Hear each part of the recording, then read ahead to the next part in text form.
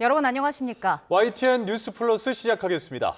트럼프 미국 대통령이 합의 시한 직전 호르무즈 해협 개방을 조건으로 2주간의 휴전안을 수용했습니다. 트럼프 대통령은 미국의 완전한 승리라고 자평했는데 이란과의 입장 차이가 커서 협상 과정에서 진통이 예상됩니다. 워싱턴에서 홍상희 특파원입니다. 문명 파괴까지 거론하며 긴장 수위를 끌어올렸던 트럼프 대통령이 2주 휴전에 동의했습니다. 미 동부 시간 오후 6시 32분, 자신이 설정한 협상 시한을 88분 앞둔 결정이었습니다. 트럼프 대통령은 이란이 호르무즈 해협을 여는 데 동의하는 조건으로 공격을 2주 동안 중단하겠다고 밝혔습니다. 개전 이후 이란을 가장 강하게 압박했던 호르무즈 해협 재개방을 들고 온 파키스탄의 중재안을 받아들인 겁니다. We have to have a deal that's acceptable to me. And part of that deal is going to be we want free traffic of oil and everything else. 트럼프 대통령은 휴전 합의는 미국의 완전한 승리라고 자평했습니다.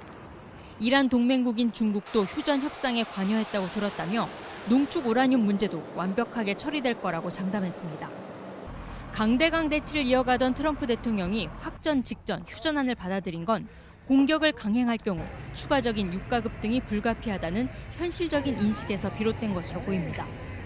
오는 11월 중간선거를 앞두고 갈수록 악화하고 있는 미국 내 여론과 인간 사슬로 저항하는 발전소와 교량을 공격할 경우 전쟁 범죄 논란도 부담으로 작용했을 가능성이 큽니다. 미국과 이란은 오는 10일부터 이슬라마바드에서 협상에 나섭니다. 이란은 호르무즈 해협을 자신들이 통제하겠다는 종전안을 미국이 받아들였다고 주장하고 있어 협상 과정도 순탄치 않을 것으로 보입니다. 워싱턴에서 YTN 홍상입니다.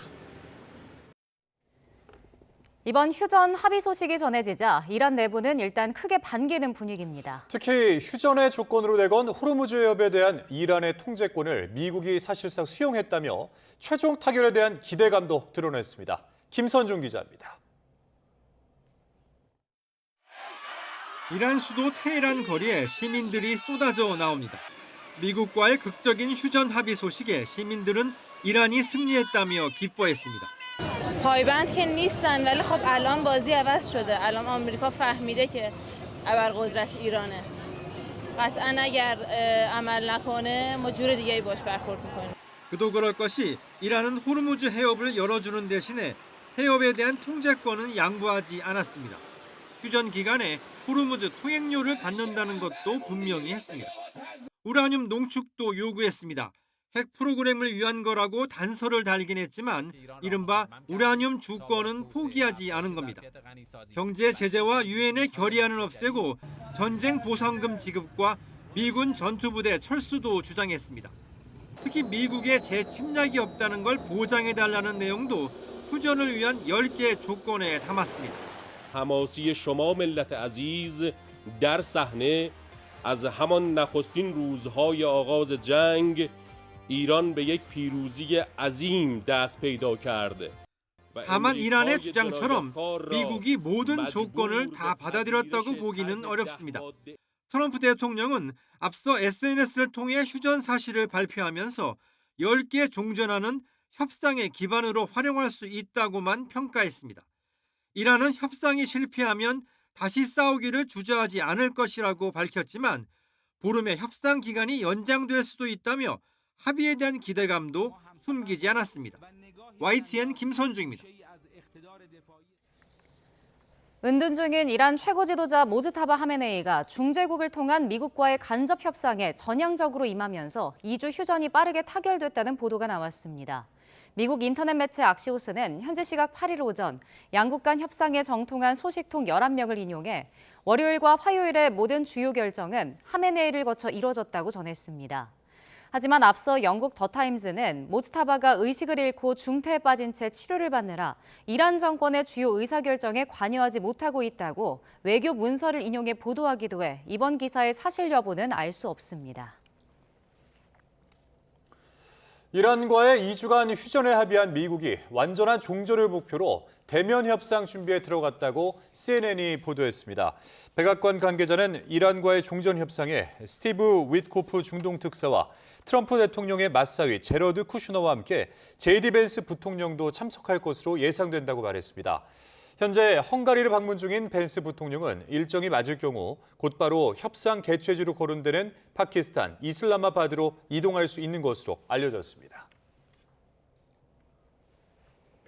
트럼프 미국 대통령이 이란의 호르무즈 해협 통행료 징수 제한을 사실상 수용할 수도 있음을 시사했습니다. 전 세계 물동량이 지나는 공해상에서 이 통행료를 내라는 이른바 호르무즈세가 현실화되면 세계 경제에도 거센 후폭풍이 예상되고 있습니다. 박영진 기자입니다. 트럼프 대통령은 휴전 발표 직후 소셜미디어에 중동의 황금기가 될 것이다 라는 글을 올렸습니다. 호르무즈 해협 통행 정체 해소를 도울 것이라며 여기서 발생할 큰 수익이 이란 재건의 종잣돈이 될 것이라고 명시했습니다. 이란이 요구해온 호르무즈 통행료를 인정하겠다는 뜻으로 해석될 수 있습니다. 한편 이란 언론은 이란과 오만이 휴전 기간 중 호르무즈 해협을 통과하는 선박에 요금을 부과할 것이라고 보도했습니다. 또 해당 자금은 재건 사업에 사용될 예정이라고 전했습니다. 만약 트럼프 대통령이 호르무즈 통행료를 징수해 재건 비용을 감당하겠다는 이란의 안을 수용한 거라면 국제법상 자유로운 통행이 보장됐던 호르무즈 해협에 일종의 톨게이트가 생기는 셈입니다. 유엔 해양법상 공해의 성격을 갖는 호르무즈 해협에서 통행료를 부과하는 것은 심각한 국제법 위반 논란을 피하기 어렵습니다. 트럼프 대통령은 이번에도 미국이 오랜 시간 지켜온 국제법적 원칙보다 당장의 비용 절감을 위한 비즈니스 논리를 우선시했다는 지적입니다. 미국의 직접적인 재정 지원 없이 이란의 재건 비용을 해결하고 또 그 과정에서 간접적인 수익을 챙기겠다는 계산이 깔린 것으로 보입니다. 트럼프 대통령은 모든 물자가 잘 통과하는지 확인하기 위해 주변에서 계속 지켜보겠다며 미군의 감시하에 운영될 것이라는 점도 분명히 했습니다. 호르무즈 통행료 징수가 현실화한다면 이란으로선 경제 제재로 막힌 숨통을 트게 되겠지만 한국을 포함한 원유 수입국들은 직접적인 비용 상승 압박으로 작용할 수밖에 없습니다. 2주간의 휴전 기간에 통행료 산정 등 구체적인 조건이 조율될 예정인 가운데 중동의 긴장은 일단 돈의 논리 속으로 잦아들고 있습니다. YTN 박영진입니다.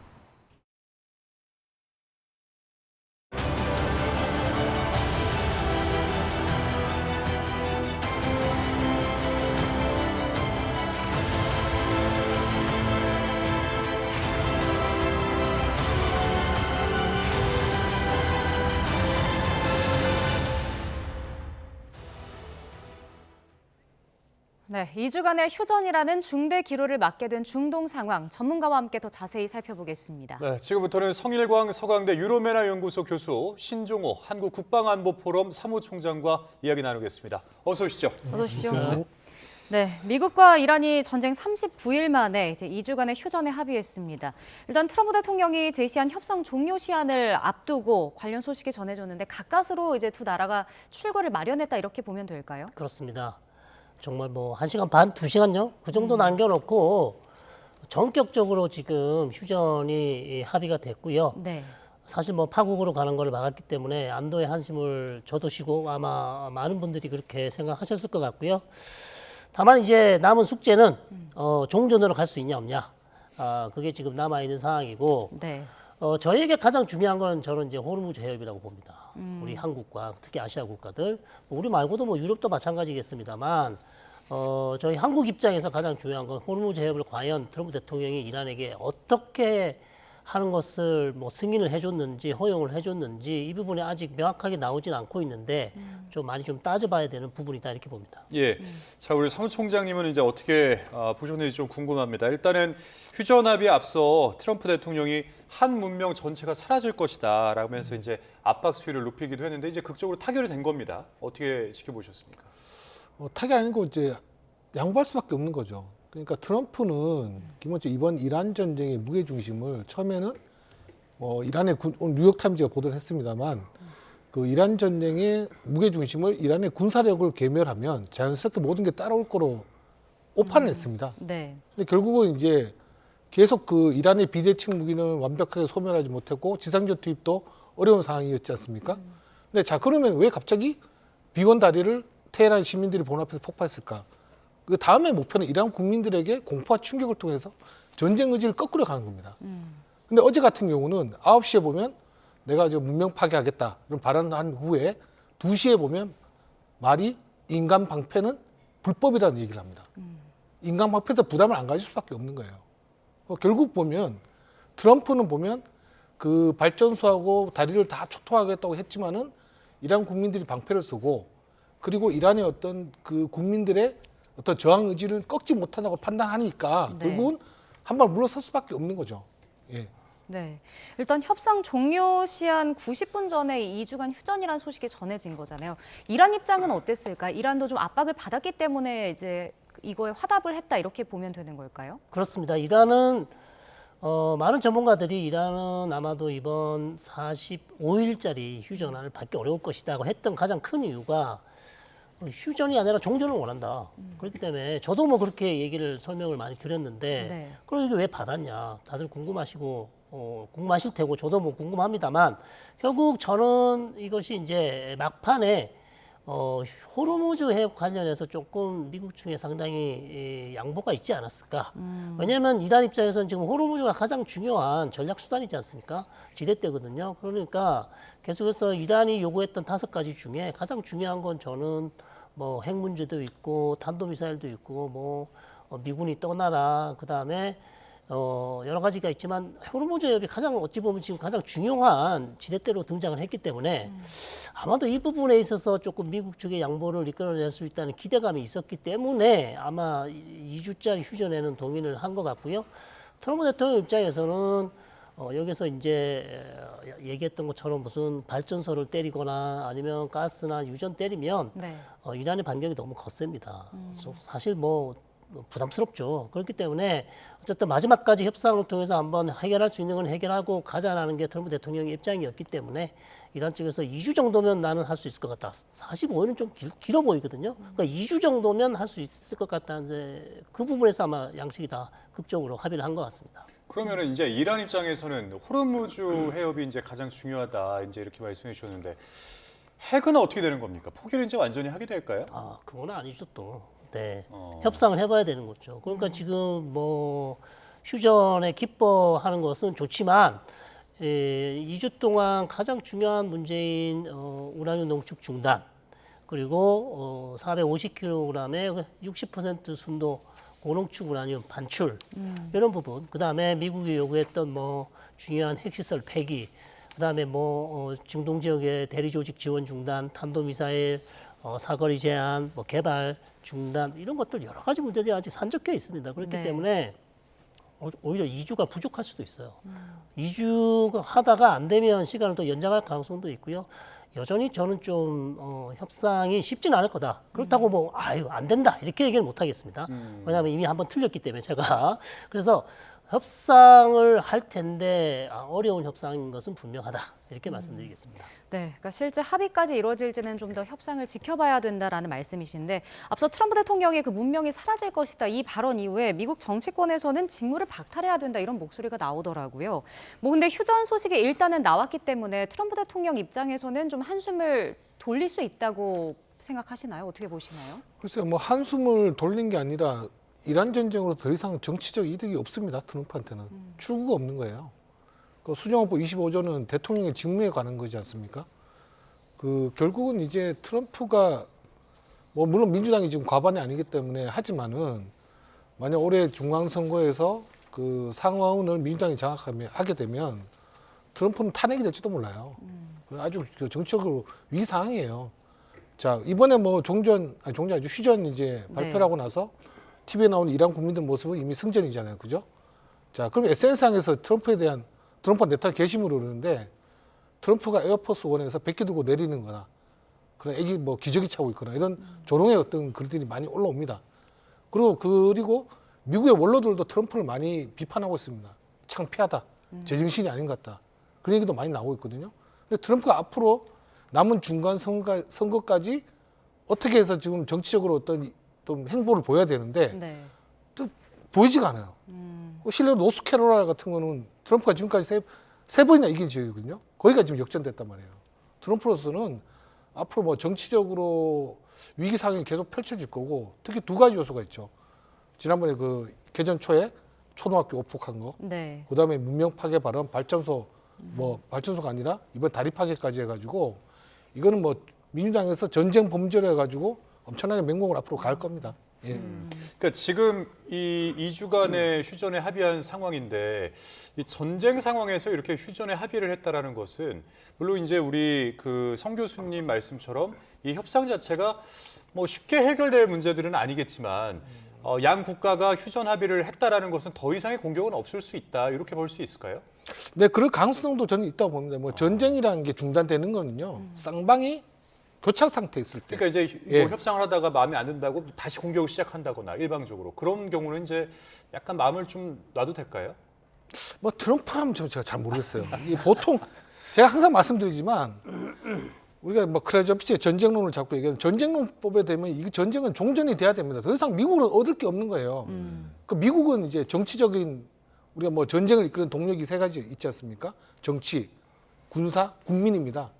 이라는 이 세 가지 동력을 아주 유지하고 있어요. 저는 미국은 이 세 가지가 없다고 봅니다. 예. 군사적인 문제를 얘기하면 지금 호르무즈 해협과 걸프를 위협하는 게 이란의 비대칭 전력들입니다. 이 비대칭 전력들은 지상전을 해야지 완벽하게 소멸시킬 수 있는데 우리가 뭐 전문가들이 지상전 못한다고 하잖아요. 예. 그럼 결국 군대도 지금 더 이상 이제 동력이 없는 거예요. 예. 그러니까 이란은 지금 동력은 다 있습니다. 파키스탄의 중재자죠. 이란하고 파키스탄 중재자가 미국하고 휴전 협상을 전달하면서 이란이 얘기를 한 게 있는데 믿을 수는 없어요. 우리는 아주 탄도미사일 15,000개 남았고 드론 45,000개 남았는데 그 말은 뭐예요? 우리 앞으로 전쟁 계속 할 수 있는 능력이 있어. 물론 뭐 그게 허닐 수 있지만 제가 보더라도 지금 미국과 이스라엘은 이란의 비대칭 전력의 보유 수량을 정말 오판했었고 뭐 이란 말대로 정말 6개월까지 끌 줄 모릅니다. 네. 예. 그러니까 결국은 뭐 전쟁 동력이 없으니까 어떤 휴전하고 종전까지 합의를 해야겠죠. 네. 예. 그러면 이제 트럼프 대통령이 정치적 타격을 받지 않고 좀 딛고 일어서려면 이게 휴전이 아니고 종전까지 좀 빠르게 이끌어낸다면 이 타격을 좀 딛고 일어날 수 있는 걸까요?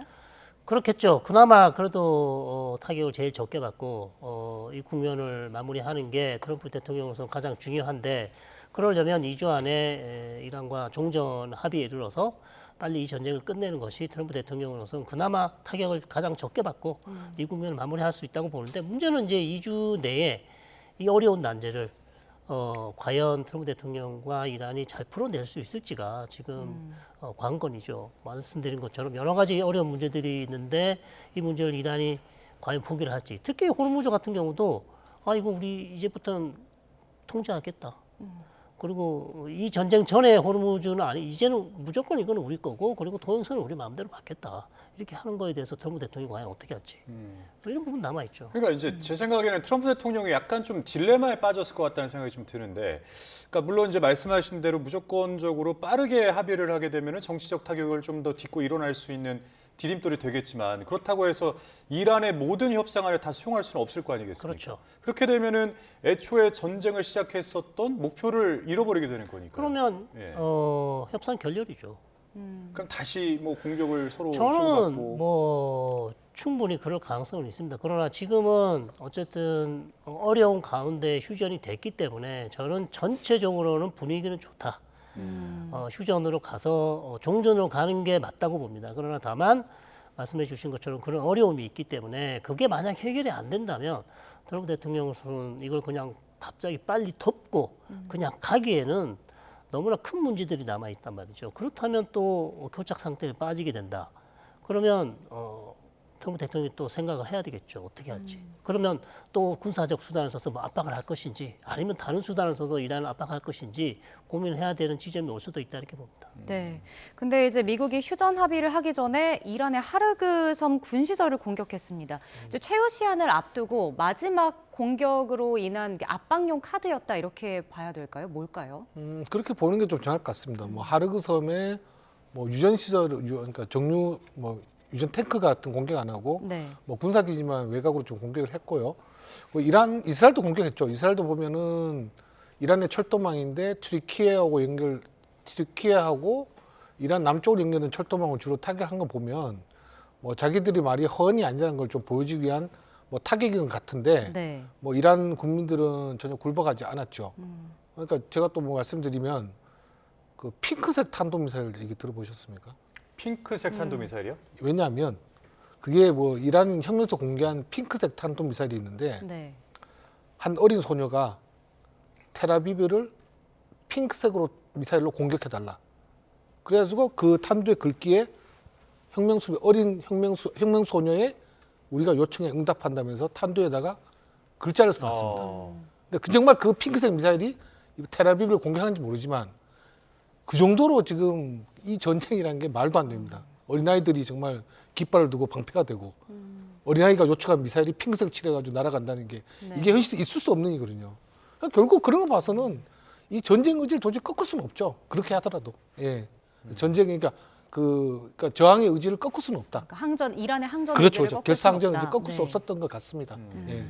그 상황에서 이제 미국은 좀 급하니까 뭐 어쨌든 그 어떤 중재안을 좀 받아들이지 않았나 이제 이렇게 보시는 것 같은데. 네, 그렇죠. 예. 트럼프도 그때 그 2시에 인간 그렇죠, 목표 보고 이건 불법인데 예. 본인은 제답에 비워놓고 불법이라 얘기하는 거죠. 예, 아마 근데 신경 썼을 것 같아요. 예, 근데 이제 그런 그 상황에서 정말 뭐 일촉즉발 상황 아니었겠습니까? 근데 그런 상황에서 파키스탄하고 이제 중국의 역할론이 조금 떠오르고 있습니다. 예, 어떻게 보십니까? 자, 파키스탄은 계속해서 중재를 해왔죠. 근데 뭐 1주 전, 2주 전까지는 별 소득이 없었습니다. 그죠? 안 되다가 45일짜리 이 휴전을 사실상 물 건너가고 2주짜리 휴전을 만들어냈는데 이제 마코에서는 아심 문일이라는 일군 참모 총장 이분이 트럼프 대통령과 또 절친이고 사실상 파키스탄의 거의 실세예요. 총리보다도 더 높은. 그러니까 모든 군이나 아니면 핵무기까지도 본인이 총괄하는 그런 지금 권한을 가지고 있다는 얘기가 있습니다. 그렇기 때문에 이 사람이 거의 마코에서 했고 그다음 이란의 혁명수비대랑도 친하고 갈리바프도 잘 알고 트럼프 대통령과도 친하고 이러다 보니 협상 중재하는 데 중요한 역할을 했고요. 그다음에 오만은 미국이 반대했어요. 왜냐하면 지난 2월 달에 협상했다가 협상 실패 원인을 다 미국 탓으로 돌렸단 말이에요. 그래서 괘씸죄에 빠졌고 카타르는 지금 이란으로부터 어마어마한 공격을 받고 있는데 자기가 공식적으로 나서서 이 협상하는 게 부담스럽다 그래서 뒤에 빠져 있었고요.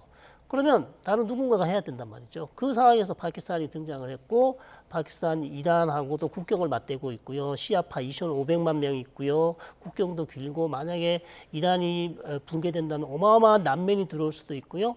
그다음에 파키스탄은 또 걸프로부터 원유를 수입하기 때문에 이 상황이 빨리 정리가 되지 않으면 파키스탄 경제도 어렵습니다. 그래서 여러 가지 이유들이 많이 있기 때문에 파키스탄이 중요한 역할을 했다 이렇게 말씀드릴 수 있겠습니다. 네. 그럼 파키스탄이 지금 이렇게 필사적으로 외교적인 노력을 기울였다는 게 본인 국가에도 좀 이런 게 피해가 온다든지 경제적 이유 때문인 걸까요? 그렇죠. 말씀드린 것처럼 원유 걸프에서 다 수입하죠. 그리고 파키스탄 노동자들이 걸프에 상당히 많이 나가 있습니다. 거기에서 보내는 그 송금료, 그다음에 달러, 미화 같은 것도 상당히 파키스탄 경제에 도움이 될 수밖에 없는데 이게 만약에 다 어그러지면 파키스탄 경제도 안 되고 원유 수입도 안 되고 그다음에 이란이 많은 데서 내전이 난다면 많은 난민들이 몰려올 수 있고 그다음 파키스탄의 시아파들도 지금 계속 목소리를 낼 거예요. 왜 우리는 아무것도 역할을 못하냐. 시아파들이 지금 미국과 이스라엘부터 이렇게 공격을 받는데 뭐 파키스탄 내 미국 대사관도 공격할 수 있는 것이고 여러 가지 이제 국내적인 문제도 어려울 수 있기 때문에 빨리 끝내는 게 낫죠. 중국은 왜 나섰을까요? 그러니까 전략적으로 사실 지금 중동 상황을 보게 되면은 미국에 대한 신뢰가 좀 금이 가면서 페트로달러의 위상이 좀 떨어질 수 있는 상황이고 네. 그렇게 되면은 반대급부로서 페트로 위안화가 좀 떠오를 수가 있는 상황일 텐데 여기서 이제 어떤 협상이 좀 나섰단 말이죠. 자, 중국의 역할은 뭐 팝콘각을 계속 유지하기는 어렵다. 왜냐하면 어느 정도 상황이 유지만 된다면 괜찮은데 지금 최악으로 가잖아요. 최악으로 가면 중국한테도 결코 도움이 안 됩니다. 중국도 홍해도 써야 되죠. 호르무즈 해협도 써야 되죠. 만약에 미국이 공격했다면 예멘에 있는 후티가 분명히 지금 홍해 바벨 만데브 해협을 막았을 거란 말이에요. 그러면 중국도 유럽으로 가는데 힘듭니다. 다 힘들죠. 우리만 힘든 게 아니에요. 중국도 힘듭니다. 그리고 중국은 또 1대1로 이용해서 중동 지역이나 이 지역에 계속 영향력을 확대하고 있는데 이런 모든 것들이 계속 불안정성이 지속된다면 중국으로도 상당히 부담스러울 수 있습니다. 그렇기 때문에 그다음에 중국은 또 이란의 우방국이잖아요. 네. 이란이 만약에 여기서 더 두드려 맞아서 완전히 다 파괴가 된다면 중동 지역에 중요한 또 우방국 하나를 잃게 되는 수도 있어요. 지리적으로. 그렇죠. 러시아와 이란의 러시아와 중국의 가장 중요한 중동에서의 우방국은 이란이란 말입니다. 그렇기 때문에 중국 입장에서도 어느 정도 한에서 또 전쟁은 계속 되는 거는 뭐 큰 문제 삼지 않지만 완전히 이게 파국으로 간다면 중국 경제에도 상당히 큰 중국 경제 발전에도 상당히 큰 악영향이 될 수도 있습니다. 네, 중국이 이제 마쿠의 역할을 좀 했다라는 부분도 트럼프 대통령이 인정하는 발언을 하기도 했었잖아요. 그리고 그렇죠. 뭐 연기됐던 미중 정상회담이 이제 뭐 곧 열릴 거다 이런 소식도 그때 전해졌었고 네. 이렇게 트럼프 대통령이 그럼 인정을 하는 데에는 뭐 특별히 좀 이례적인 게 있을까요? 저는 뭐 거의 뭐 고맙다는 표시 아닐까요? 중국이 어느 정도 중국에게. 그렇죠. 이번 역할에서 예를 들어서 지금 우리가 알 수는 없지만 중국이 또 이란을 어떻게 외교적으로 압박했을 수도 있어요. 네. 이번에 이 정도 한 2주 휴전을 해봐라. 해보고 대화를 해보고 다음 국면으로 가자고 외교적인 압박을 했을 가능성이 있습니다. 실제로 중국이 2023년 사우디와 이란 간의 관계 정상화를 만들어낸 게 미국이 아니고 중국이었습니다. 7년 동안 외교 관계를 단절했었거든요. 그거를 만들어낸 게 중국이기 때문에 이란에 대한 레버러지, 즉 지렛대를 좀 가지고 있는 국가는 중국이었다 이렇게 말씀드릴 수 있겠습니다. 예, 트럼프 대통령은 이번에 휴전 합의에 대해서 미국의 완전한 승리다라고 해서 이제 선언을 했는데 그러면서도 농축 우라늄에 대해서도 언급이 있었습니다. 완벽히 처리될 것이다라고 해서 이제 장담한 건데 이 주장의 신빙성을 어떻게 보십니까? 글쎄 뭐 트럼프 말이 뭐라 오락가락 해가지고 알 수는 없는데 뭐 해석은 일단 해보겠습니다. 예, 해석하는데. 일단 우리가 뭐 20% 이하는 농축 우라늄, 이상은 고농축, 그다음에 93%는 그 무기급 고농축 우라늄이지 않습니까? 지금 저 생각에는 한 20% 이하 수준으로만 허용해주고 국제적 감시를 좀 받고 특히 미국의 감시를 받는 한으로 어느 정도 타결은 좀 될 것 같습니다. 예. 예, 그리고 실제로 근데 하지만 이란은 모르죠. 뭐 미국 내부에서도 지금 오히려 이란이 핵무장을 더욱더 하게 할 수밖에 없게 만드는 것을 이번 트럼프가 만들어줬다고 비판적 여론도 많아요. 네. 근데 그거는 일단은 이번 종전 합의가 어떻게 되는지 봐서 이란이 또 받는 과정들, 뭐 감시나 이런 것들 그걸 좀 봐야겠죠. 네. 그러니까 뭐 미국 입장에서 만약에 농축 우라늄에 대해서 완벽히 처리될 것이다 이렇게 이제 선언했다라는 것은 이란으로부터 이 농축 우라늄을 가지고 왔다라는 것인데. 그럼 뭔가를 주지 않았겠습니까? 그럼 그게 이제 호르무즈 해협을 주고 이 포기를 이제 얻어냈을까요? 그렇지는 않을 것 같습니다. 뭐 트럼프 대통령 같은 경우는 뭐 그런 말도 있지 않습니까? 이란에 200만 달러를 주고 한 척 통화시키 그거 나한테 주면 내가 호의해 줄게라는 말까지 하신 분이지 않습니까? 모르겠어요. 뭐 트럼프 말에 그러니까 이게 뭐냐면 전쟁은 이런 식으로 협상을 하면 안 됩니다. 그러니까 중동 전쟁 같은 경우 중동이라는 지역이 얼마나 복잡합니까? 교수님도 잘 알고 계시겠지만 이런 복잡한 환경에서 어떤 정책을 결정할 때는 정말 신중하고 정교하게 해야 되는 겁니다. 근데 트럼프는 너무 이걸 쉽게 생각했고 오늘 뉴욕타임즈가 보도했지 않습니까? 트럼프는 그 참모진들의 어떤 반대, 특히 댄케인 같은 경우는 이스라엘이 가지고 온 선제 공격 계획이 너무나 가장되고 터무니없다고 평가를 했잖아요. 근데 트럼프는 그런 게 관심 없었어요. 그러니까 뭐든지 군사력만 밀어붙이면 모든 게 해결된 걸 알았죠. 그러니까 어떤 중동을 바라보는 무지 그리고 힘에 의한 평화가 그렇게 통하지 않는다는 걸 이번에 트럼프가 알게 된 겁니다. 그것 때문에 뒤로 물러설 수밖에 없죠. 네. 요거 조금 첨언을 드리면 네. 고농축 우라늄 지금 미국이 요거를 회수를 못했어요. 그래서 지금까지 했던 정책은 그냥 이스파한과 나탄즈 핵시설에 묻혀 있다고 보고 네. 그러니까 벙커버스터를 쏴서 땅속 깊숙이 묻어서 이란이 캐지 못하도록 발굴하지 못하도록 게 그게 작전이었는데 지금 여기서는 확실히 처리될 것이라고 했기 때문에 어쨌든 받아오겠다는 얘기잖아요. 네. 그렇다면 이건 이제 지켜봐야죠. 과연 그러니까 미국을 주든지 아니면 러시아를 주든지 IAEA를 주든지 국제원자력기구 같이 주든지 반드시 회수를 해서 가져오게끔 하겠다는 얘기이기 때문에 아직 하지는 않았어요. 하겠다고 했기 때문에 지켜봐야 되는 거예요. 그러면 이제 트럼프 대통령은 이렇게 뭐 100% 승리다 주장을 하고 있고 근데 이란 신정 체제는 여전하고 이렇게 뭐 고농축 우라늄도 아직 남아 있는 거면 전략적인 목표를 뭐 얻었다라고 하기는 좀 어려운 것 아닌가요? 그렇죠. 사실 트럼프 대통령은 뭐 정권 교체 안 됐습니다. 오히려 더 나쁜 상황이 됐죠. 훨씬 강경한 정권이 들어왔고 그다음에 고농축 우라늄도 사실 최선책이 있음에도 불구하고 최선책이 안 됐기 때문에 차선책으로 했다가 지금 다시 휴전이 됐기 때문에 이란과 협상을 통해서 그럼 이걸 회수를 해보겠다. 지금 그렇게 얘기를 하고 있어요. 그렇기 때문에 협상을 통해서 만약에 이게 성공을 한다면 트럼프 대통령은 성과를 내세울 수 있습니다. 그러나 만약에 회수를 못하면 어려운 상황이 될 수 있죠. 네. 어쨌든 이 협의가 진행이 되면서 이제 양국가가 협의한 어떤 제안을 좀 주고받을 텐데 뭐 양국 입장에서 이제 이건 절대로 포기를 못할 것이다. 좀 한번 전망을 해주신다면 어떤 내용들이 들어갈까요? 일단 전쟁 배상금은 트럼프가 절대 양보를 안 할 겁니다. 그건 할 수가 없죠. 자기는 본인이 승전했다고 하는 건데요. 그런 거 있고 뭐 나머지는 뭐 선언적인 것들은 다 해결 같아요. 미국의 원칙적 불가침 뭐 이런 선언 것 같은 다 됐고 뭐 주요 제재 해제 통해서 동결된 자금 또 이란이 확보하면 되니까 가능한데 뭐 호르무즈 해협을 다시 얘기하자면 네. 트럼프가 말은 이랬지만 저 말 실수한 겁니다.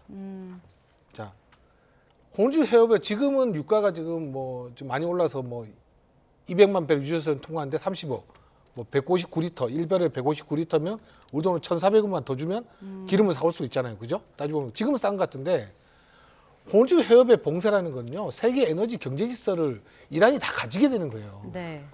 저기 수돗물, 저도 꼭지만 막으면 뭐 우리나라뿐만 아니라 미국의 유가까지 올라갈 수 있는 문제입니다, 이게. 결국 이거를 트럼프가 허용해주다 말이 안 되는 것 같고 어떤 다른 기구를 통해서 뭐 이번에 호르무즈 해협에 가서 뭐 관리차를 만들든지 네. 하는 게 맞지 이란에게 무조건 저렇게 통행을 주게 되면 앞으로가 더 문제가 되는 겁니다. 예. 뭐 네네. 네, 그리고 호르무즈 해협은 계속 논쟁이 있을 것 같아요. 트럼프가 저렇게 말은 쉽게 해도 저거는 그렇게 해서는 안 됩니다. 예. 네. 그러면 트럼프 대통령이 이제 뭐 이란의 10개 제안을 뭐 협상의 실질적 기반으로 삼겠다라고 네. 했었는데 이렇게 뭐 양보할 수 없는 부분이 있다면 이란의 이 제안을 다 받아들이진 않았다라고 봐야 되는 그렇죠. 걸까요? 다 받을 수는 없죠. 10개 제안은 저 이란 쪽에서는 뭐 계속 주장을 하고 있습니다. 미국 트럼프 대통령이 아주 긍정적으로 네. 답변을 했다. 그렇기 때문에 우리가 승리했다. 계속 얘기는 하고 있지만 이 10개 제안을 미국이 다 받을 수는 없죠. 예를 들면 걸프 지역에서 미군이 떠나야 된다. 이거 어떻게 받겠습니까? 미군 떠나라는 얘기인데 이걸 받기 어렵죠. 그다음에 호르무즈 해협도 사실 지금 우리 사무총장님이 잘 말씀해 주셨지만 예. 이란에게 통제를 넘긴다. 누가 미국에게 이걸 권한 위임권을 줬을까요? 아무도 안 줬습니다. 그러니까 본인들 편하자고 지금 이거를 이런 식으로 해결해 버리면 남은 숙제는 다 우리가 다 숙제를 해야 되는 네. 어려운 상황에 처할 수 있기 때문에 이 부분도 말이 안 되고 그 다음에 고농축 우라늄 이거 회수하겠다는데 과연 이란이 줄지 안 줄지 어떻게 알겠습니까? 협상해봐야 되는 거거든요. 그래서 여러 가지 이 부분에 어려운 부분이 있고 상호 불가침 조약 이것도 말은 얼마든지 할 수 있는데 과연 그 예, 말을 이란이 믿을지 그것도 문제죠. 그래서 여러 가지 어려운 문제는 남아 있다 이렇게 봅니다. 2주간의 이제 휴전안이 뭐 잘 마무리가 돼서 어쨌든 뭐 일단은 지금 이 국면이 조금 벗어나기를 바라보는데 그러면 이제 2주 안에 뭔가가 이렇게 좀 진척이 있다면 이게 결국에는 종전까지도 갈 수 있겠습니까? 네, 그렇죠. 그러니까 뭐 전쟁의 어떤 동력이잖아요. 좀 뭐 이란과 그 미국을 비했을 때는 이란은 계속 전쟁을 할 수 있는 동력들이 있고 미국은 지금 제가 없다고 봅니다. 정치적, 군사적 그 국민들 면에서 없다고 보고요. 네.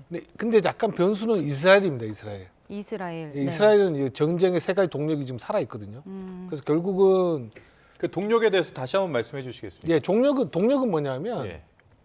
이 전쟁은 세 가지 요소가 있는데 정치 네. 그리고 군대, 군사. 예. 예, 군사 군대라죠. 그다음에 국민들입니다. 예. 이 세 가지 중에 어느 한 요소가 빠져도 전쟁을 할 수가 없습니다. 예, 뭐 미국은 뭐 제가 아까 정치적 상황도 말씀드렸고, 자, 그럼 이스라엘 같은 경우는 괜찮아요. 정치적으로 지금 이 전쟁은 지지받고 있고요. 그리고 군사적인 측면에서 아직도 공격할 수 있는 여력은 남아 있습니다. 지상군도 있으니까요. 그리고 국민들은 지금 빨리 이 위협에서 이런 이란과 이런 저항의 축적 세력을 빨리 제거해서 우리가 더 이상 위협받지 않겠다고 남아 있는 건데, 그래서 지금도 전쟁하고 있잖아요. 레바논하고. 결국은 뭐 근데 하지만 트럼프는 또 그거는 뭐 이스라엘과 팔레스타인, 레바논의 문제라고 또 빠져나갈 수도 있을 것 같아요. 예. 아직까지는 그 지켜봐야 될 것 같아요, 그것도. 일단은 이스라엘이 변수가 될 수 있다라는 말씀이신데, 근데 일각에서는 지금 트럼프 대통령이 더 큰 공격을 위해서 뭐 시간을 벌고 있다 이런 분석도 나오는 것 같더라고요. 네. 근데 이란이 이렇게 되면 또 한 번 신뢰를 안 하게 되는 명분을 만들어주는 건 아닌가요? 그렇죠. 그렇기 때문에 뭐 2주 시간 벌이용이다. 뭐 계속 그런 얘기는 뭐 끝없이 있어 왔기 때문에 사실 뭐 그렇게 저는 신빙성이 있다고 보지는 않고 네. 휴전 자체로서 저는 일단 너무나 의미가 있다. 왜냐하면 양측이 그냥 한치의 물러섬도 없이 충돌하고 있는 상황에서 지금 2주간이라는 아주 귀한 시간을 얻어냈기 때문에 여기에 좀 집중을 해야 될 것 같고 트럼프 대통령이 뭐 여러 차례 말을 했습니다. 자기도 평화를 원하지 내가 어떻게 전쟁을 원하겠냐. 나는 사람 죽는 거 원하지 않는다. 그렇게 얘기는 많이 해왔기 때문에 그리고 여러 가지 정황상 트럼프 대통령도 이 전쟁을 더 오래 끄는 것이 결코 본인한테 도움이 되지 않는다는 걸 잘 알고 있단 말이죠. 그렇기 네. 때문에 전략 자산을 더 배치해서 또 한 번 더 해보겠다. 모르죠. 협상이 결렬되면 얼마든지 가능성은 있으나 아직까지는 그래도 희망을 가지고 있지 않나 그렇게 봅니다. 예. 자, 오는 10일에 이제 파키스탄에서 이제 미국과 이란이 협상 테이블에 앉는다고 알려져 있는 상황인데 미국 측 이제 참석 인사를 보게 되면은 스티브 윗코프 미 중동 특사 그리고 트럼프 대통령의 사위 제러드 쿠슈너 그리고 벤스 부통령 이렇게 이제 명단이 나왔습니다. 이 명단들과 함께 이제 협상이 진행되는 것인데 자, 우선 이란 측에서는 어떤 인물들이 나올까요? 외무장관 갈리가치나 이런 사람들이 나오겠죠. 근데 예측했던 대로. 예. 대통령도 나온다고 하지만은 결국은 이제 제가 지난주인가요? 중동 소식을 보면 그 현 정부와 이제 혁명수비대가 좀 갈리같이 너무 무른 거 아니냐는 그런 좀 약간 지적도 있긴 있었어요. 근데 결국 와서 협상을 하더라도 결국은 혁명수비대 본국에 다 보고하고 하는 과정을 거쳐야 됩니다. 지금 오는 이제 중재자들이 모든 결정 권한은 저는 없다고 생각하고요. 물론 교수님이 중동 전문가니까 더 잘 알겠지만 결국 혁명수비대와 모스타바의 중심으로 이제 중재안이 좀 마련될 건데 그럼 결국은 와서 이제 얘기를 나누고 본국과 협의하고 하는데 또 시간이 좀 오래 걸릴 것 같아요. 그리고 지금 벤스 부통령도 오겠는데 벤스 같은 경우는 좀 잘못 알려진 사실 이 전쟁을 지지한 사람입니다. 그래서 약간 좀 바뀔 수도 있을 것 같아요. 지금 대부분 사람들이 벤스 같은 경우는 전쟁 계획이 좀 탐탁하지는 않지만 그래서 지지합니다로 한 사람이니까 전쟁을 지지하는 사람이 협상의 중지자가 된다는 거는 좀 안 되는 것 같고요. 지켜봐야겠지만 좀 변화는 좀 있어야 될 것으로 저는 보여집니다.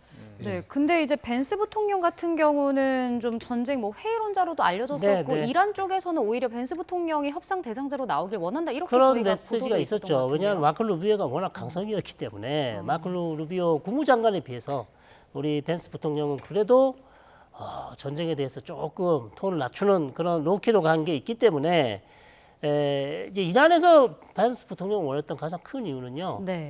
위트코프하고 제러드 쿠시너 때문에 우리가 계속 속았다. 작년 6월에도 이 두 사람과 협상을 했다가 전쟁을 당했고 이번에도 이 두 사람이 협상자로 나왔는데 결국 또 속아서 또 우리가 전쟁에 휘말리지 않았냐. 더 이상 이 두 사람 말고 고위급을 보내달라. 그게 지금 대통령 밑에 가장 고위급은 누굽니까? 부통령이죠. 부통령. 네, 그러다 보니 이제 벤스 부통령이 지금 나오는 것으로 그렇게 알려져 있습니다. 근데 이제 중동 전문가시니까 그러면 이제 이란에서 누가 나올 것이냐 이제 요 문제인데 같은 질문 한번 드려보면 이제 이전에 저희 프로에도 출연을 하셔서 최고 지도자나 혁명수비대 사령관 정도가 아니면 지휘권이 없다. 이런 말씀을 해주신 적이 있는데 그럼 만약에 이제 이 정도 급의 인사가 안 나오고 지금 이제 거론되고 있는 외무장관이라든지 의회 의장이라든지 이런 인물들이 나와서 협상을 한다고 했을 때 이걸 가지고 실제로 그 어떤 협상안을 지켜나갈 힘이 되느냐 이제 이 문제가 좀 남을 것 같아요. 물론 급상은 안 맞죠. 부통령급이면 사실 페데스키안 대통령 정도로 나와줘야 될 것 같은데 문제는 이제 페데스키안 대통령이 또 나가기는 또 어떻게 보면 부통령과 대통령이기 때문에 약간 급이 안 맞을 수 있습니다. 그리고 페데스키안 대통령이 어떤 협상자로 나가기는 좀 그렇죠. 대통령이기 때문에. 자, 그래서 외무장관과 이제 국회의장이 예상이 되는데 아직 확정은 안 됐습니다. 갈리바프가 나올지는. 다만 지금 이란 쪽에서는 그렇다고 그래서 혁명수비대 사령관이 나오기는 좀 어려워요. 왜냐하면 군인이 협상을 하러 나왔다? 군인은 전쟁을 하는 사람이지 협상을 하는 사람이 아니잖아요. 그렇기 때문에 예를 들어서 지금 알리 라리자니 자리에 들어가 있는 최고국가안보위원회 사무총장 모하마드 바게르 알 졸가다르라는 사람이 임명이 됐는데 이 사람도 혁명수비대 사령관 출신이란 말이에요. 라리자니가 있었다면 라리자니가 올 수 있겠죠. 그런데 이미 암살이 됐어요. 그렇다면 저는 갈리바프가 와도 그렇게 큰 문제는 되지 않는다. 말씀해 주신 것처럼 지금 그럼 아빠스 아락지가 모두 중요한 결정을 할까요? 할 수 없습니다. 공무원이에요. 외무 공무원입니다. 그렇기 때문에 어차피 최종 결정자는 지금 혁명수비대에서 하고 있다. 그렇게 보기 때문에 거기에 지시와 지령을 따라서 협상을 중지할 가능성이 높다고. 그러면 이제 협상장에서 뭐 대면 협상장에서 뭐 양국 간이 바라는 바를 뭐 어필을 하고 그렇죠. 주장을 하고 네. 뭐 그걸 수용해서 가져가서 또 확인을 받는 작업이 있어야 되는 거잖아요. 보통 지금. 그렇게 해왔죠. 그게 안 되면 전화로 하면 되죠. 왜 굳이 갑니까? 전화를 해서 하면 되는데. 그러니까 이제 그 말씀은 예. 한 번의 만남으로 이게 끝날 것 같지 않다는 말씀이신 차원에서 말씀드립니다. 그거는 충분히 뭐 가능성이 있죠. 계속해서 이제 예를 들어서 무자타바가 살아 있다면 가서 또 얘기를 해야 되겠죠. 해서 또 승인을 받아야 되는. 그래서 지리한 협상 과정은 분명히 그렇게 예상이 됩니다. 그래서 저는 2주가 짧을 수도 있다. 그래서 충분히 더 연장해서 협상을 더 할 가능성이 충분히 높다고 봅니다. 네, 이스라엘도 반응도 살펴보면 네타냐후 총리가 휴전 결정을 지지한다라고 하면서도 레바논 헤즈볼라는 합의에 포함되지 않는다 이렇게 말한 것으로 전해지고 있습니다. 이렇게 되면 미국은 협상이나 종전을 원하고 있고 이스라엘은 그렇지 않다면 전선을 유지한다면 결국 목표가 다르기 때문에 계속해서 좀 확전이 된다거나 이렇게 좀 다른 결과가 나올 수 있는 것 아닌가요? 엇박자가 난다든지. 엇박자 날 수밖에 없죠. 이렇게 트럼프는 더 이상 정치적 전쟁 이렇게 동력이 없는 상황에서 네타냐후 계속 고집을 피울 수는 없잖아요. 그리고 네타냐후도 보면 이 뭐 전쟁의 결정 과정에서 네타냐후의 잘못된 정보들 네. 그리고 허술한 계획을 가지고 트럼프가 전쟁을 했잖아요. 제가 트럼프라면 속으로 네타냐후 참 미울 겁니다. 네타냐후 말대로 했다가 지금 된 게 아무것도 없잖아요. 네. 근데 네타냐후 이득을 얻었죠, 따져보면. 예. 결국은 뭐냐면 네타냐후 같은 경우도 물론 뭐 할 수밖에 없죠. 트럼프가 전쟁을 더 이상 못하겠다고 하는데 여기서 뭐 반기를 들 수는 없고 그 대신에 이런 이제 수사적인 표현으로서 마치 종전을 환영한다 하지만 지금도 변함없이 레바논에서는 지상전이 좀 벌어지고 있지 않습니까? 네. 결국은 협상은 협상대로 하고 나는 내 갈 길을 가겠다는 뜻으로 저는 뭐 해석할 수 있을 것 같습니다. 근데 이 전쟁의 시계추를 이제 처음으로 한번 돌려보게 된다면 이스라엘이 먼저 타격을 했고 미국이 이제 참전 형식으로 트럼프 대통령이 선언을 한 그런 형태였는데 지금 이제 종전이라든지 아니면 휴전이라든지 이런 협상을 미국 주도로 이렇게 진행하는 것이 일반적인 겁니까 원래? 미국 주도로 할 수밖에 없죠. 국력이 세서 그렇습니까? 아니 왜냐면 이란은 아직 전쟁할 동력이 있는데 예. 미국은 제 말씀은 이제 이스라엘이 지금 빠져 있기 때문에. 이스라엘 빠져 있는 건 글쎄요 뭐 이스라엘이 빠져 있는 것보다는 이스라엘하고 이란은 대화를 안 하려고 하겠죠 따져보면 예, 굳이 뭐 와봤자 뭐 거추살폈겠지 않겠습니까? 그리고 따져보면 그리고 굳이 이스라엘이 뭐 이런 협상에 참여할 필요도 없습니다 따져보면. 근데 오늘 뭐 뉴욕 타임스로 모든 이제 전쟁의 시작이 좀 다 보도가 됐잖아요. 그거 사실인 것 같은데. 그렇다 보면은 이스라엘은 어느 정도 뭐 이번 전쟁을 통해서 그러니까 미국과 이스라엘은 좀 틀립니다. 미국은 정치적 목표가 명확하지 않는데 군사력만 사용을 한 것이고요. 이스라엘은 정치적 목표와 군사적 목표가 일치했습니다. 그럼 결국은 미국은 이 전쟁에서 실패한 거고 이스라엘만 이 전쟁에서 이긴 겁니다. 전쟁 논조를 봤을 때 저는 그렇게 보여집니다. 네. 이번 전쟁은 작년 6월은 이스라엘이 하고 미국이 도와준 격이었지만 이번 전쟁은 미국이 주도했고 이스라엘과 같이 시작했어요. 이스라엘이 시작하고 미국이 참여한 게 완전히 처음부터 같이 시작했습니다. 그렇기 때문에 이 전쟁의 종결권은 당연히 트럼프 대통령이 가지고 있습니다. 이건 이스라엘 측에서 하는 얘기예요. 그러니까 트럼프 대통령이 종전하면 이스라엘이 이 부분에 대해서는 특히 이란 문제에 있어서는 그렇고 레바논 문제는 또 다릅니다. 레바논 문제는 다르긴 한데 제가 알기로는 이란이 지금 레바논도 경계를 했어요. 네. 그러니까 헤즈볼라의 전쟁을 중단할 걸 요구할 겁니다. 그러면 이제 트럼프 대통령이 거기에 대해서 이제 이스라엘 측이 어떻게 얘기할지는 이제 봐야 되겠죠. 네. 그러니까 주도권을 가진 트럼프 대통령이 이란 문제에 대해서는 이스라엘이 좀 따라올 것이다. 네. 이렇게 보시는 거죠. 근데 이제 휴전 합의로 호르무즈 해협 봉쇄가 이제 풀리게 될 것 같습니다. 합의 이후에 처음으로 두 척의 선박이 이제 처음 통과하고 있다 이런 소식도 전해지고 있는데 우리 선박들 통항도 가능해지고 뭐 좀 에너지 수급에도 숨통이 트일 수 있을까요? 자, 두 척의 선박이 통과됐는데 저는 그게 알고 싶어요. 무료로 통과됐는지, 통행세를 냈는지. 네. 제가 알기로는 이란이 2주 동안에 통과하는 선박에 대해서 반드시 통행세를 받겠다고 했습니다. 그렇기 때문에 만약에 이게 사실이라면 이 문제는 상당히 지금 국제사회에 큰 파장을 줄 수밖에 없고 우리한테도 어마어마한 함의점을 주죠. 왜냐하면 이제는 통일세를 다 받겠다. 그러면 앞으로 이거 굳히기로 나갈 거거든요. 이란은. 그러면 미국이 트럼프 대통령이 아마도 이 부분에 대해서 약간의 이란 측의 편을 들어준 게 아니냐. 아까 리포트에도 나오지 않았습니까? 이 돈으로 뭐 이란 재건할 수 있다. 돈 많이 벌 수 있다. 이렇게 얘기를 했기 때문에 사실은 이 부분이 저는 가장 지금 심각한 문제로 남을 것이다. 전쟁이 끝나더라도 이 문제는 해결이 안 돼요. 결국 우리가 이란과 같이 해결해야 될 가장 중요한 문제로 지금 호르무즈 해협이 남아있다 이렇게 봅니다. 아니 이제 호르무즈 해협을 이용하는 국가들이 많은데 미국이 그걸 인정한다고 해서 그렇게 할 수 있는 겁니까? 근데? 그러니까 저는 그게 이해가 안 되는 거죠. 그러면 이란은 지금 계속해서 얘기하고 있어요. 이거 호르무즈 해협 우리 통제할 거고 그다음에 이미 2주 동안에 통과하는 선박에 대해서도 벌써 우리는 통행세를 매길 거고 그리고 이게 여기까지 지금 이란이 미국 측에 요구한 안에 들어있어요. 그건 미국 트럼프 대통령이 어떻게 결정할지는 이제 봐야 되겠죠. 네, 알겠습니다. 오늘 두 분 말씀 여기까지 듣겠습니다. 지금까지 성일광 서강대 유로메나 연구소 교수, 신종우 한국국방안보포럼 사무총장 두 분과 함께했습니다. 오늘 말씀 고맙습니다. 고맙습니다. 네, 그리고 조금 전 들어온 속보 먼저 전해드리겠습니다. 서울 남부지방법원이 현금 살포 의혹으로 더불어민주당에서 제명된 김관영 전북특별자치도지사가 당의 제명 결정에 불복해 가처분 신청을 냈는데요. 이에 대해서 법원이 가처분 신청을 받아들이지 않았다라는 소식입니다. 법원은 절차적으로 위법하다거나 사안에 비해 현저히 과중해서 위법하다고 단정하기 어렵다고 판단했는데요. 김 지사가 민주당을 상대로 낸 제명 효력 정지 그리고 전북도지사 후보 경선 절차 중지 가처분 신청을 법원이 모두 기각했다라는 소식입니다. 관련 내용은 저희가 정리해서 다시 한번 자세히 전해드리겠습니다. 다시 중동 소식입니다. 미국과 이란의 휴전 조건에 호르무즈 통항 허용이 포함되면서 우리 선박들이 언제쯤 빠져나올 수 있을지도 관심을 모읍니다. 네, 정부는 선사들과 긴밀하게 협의하면서 이동 준비를 한다는 방침이지만 안전이 충분히 확보된 뒤에나 움직일 수 있을 것으로 보입니다. 홍성계 기자입니다. 우리 정부는 미국과 이란의 휴전 소식에 관련국들의 노력을 높이 평가한다는 입장을 내놨습니다.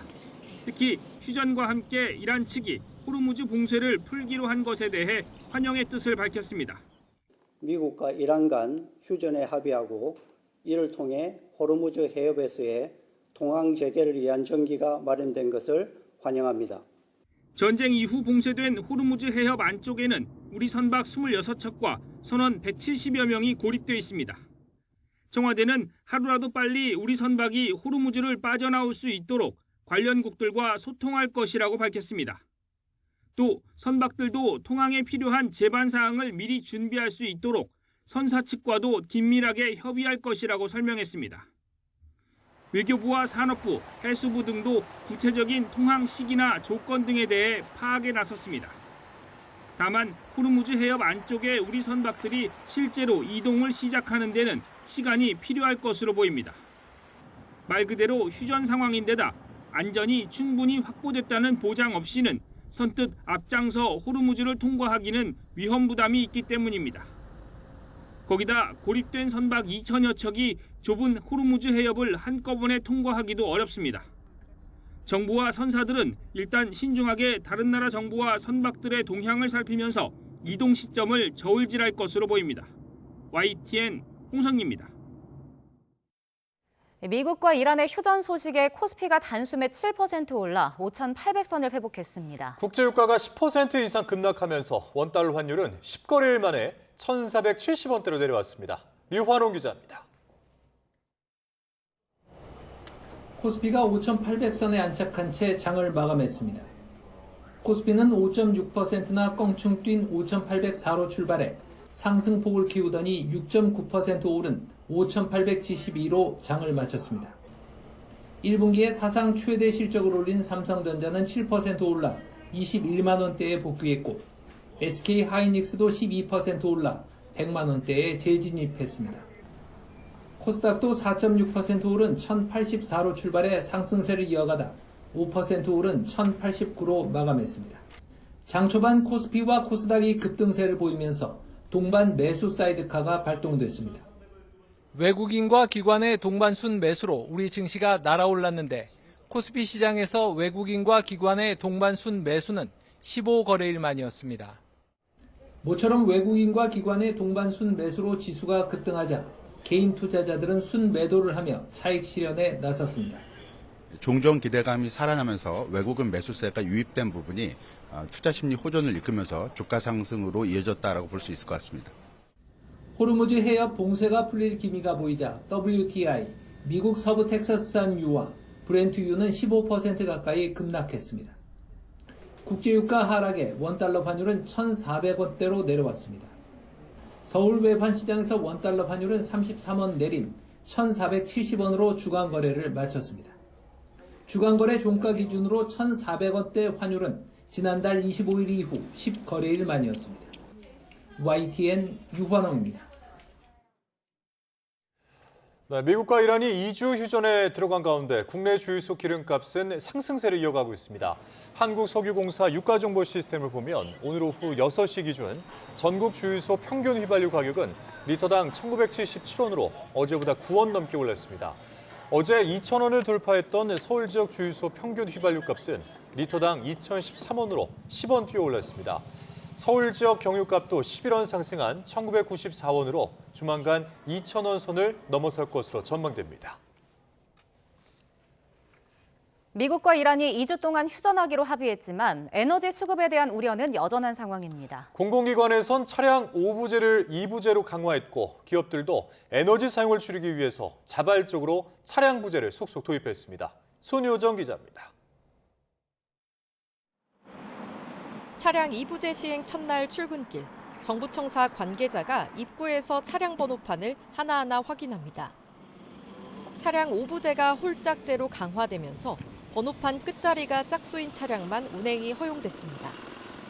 홀수 번호판을 단 차량은 적용 예외 비표가 있어야 청사로 들어갈 수 있습니다. 예, 들어가세요. 대부분 큰 혼란 없이 2부제를 따랐지만 일부 운전자는 주차장에 들어가지 못하고 그대로 돌아가는 경우도 있었습니다. 오늘은 짝수터만 운행 가능하거든요. 그리고 홀수터는 운행할 수가 없어요, 선생님. 지금 폐차하시든지 아니면 들어가시면 저희가 적발을 해야 되거든요. 차량 2부제는 중앙정부와 지자체, 학교 등 전국 공공기관 11,000여 곳을 대상으로 시행됐습니다. 홀수인 날에는 자동차 번호판 끝자리 숫자가 홀수인 차량이 반대로 짝수 날에는 짝수 번호 차량만 운행이 허용됩니다. 전기 수소차나 장애인, 임산부 등이 동승한 경우 대중교통이 열악한 지역 등은 예외적으로 2부제 대상에서 제외됩니다. 처벌도 5부제보다 강화돼 3차례 이상 위반하면 징계 처분을 받을 수 있습니다. 민간 기업들도 자발적으로 차량 부제를 도입하며 에너지 절감에 나섰습니다. 삼성은 자율 시행하던 차량 10부제를 5부제로 한 단계 높였고 LG와 SK, 현대차그룹도 사업장에 5부제를 적용했습니다. 하나은행은 오는 13일부터 차량 2부제를 자율 시행하고 유연 근무제 도입을 검토하고 있습니다. 이 밖의 기업들은 점심시간 소등과 계단 이용 등으로 불필요한 전력 사용도 함께 줄이기로 했습니다. YTN 손효정입니다. 미국과 이란이 2주 휴전에 전격 합의하면서 중동 전쟁이 새로운 국면에 접어든 가운데 걸프국 주한대사들이 국회를 찾았습니다. 원유 최우선 공급을 약속하면서 동시에 중동 안정을 위해 한국도 적극적으로 역할을 해달라고 당부했습니다. 박정현 기자입니다. 중동 7개국 주한대사들이 줄줄이 국회 외교통일위원회 회의장으로 들어섭니다. 사우디아라비아와 아랍에미리트, 오만과 요르단 등 걸프국 7나라가 국회에 예방을 요청한 겁니다.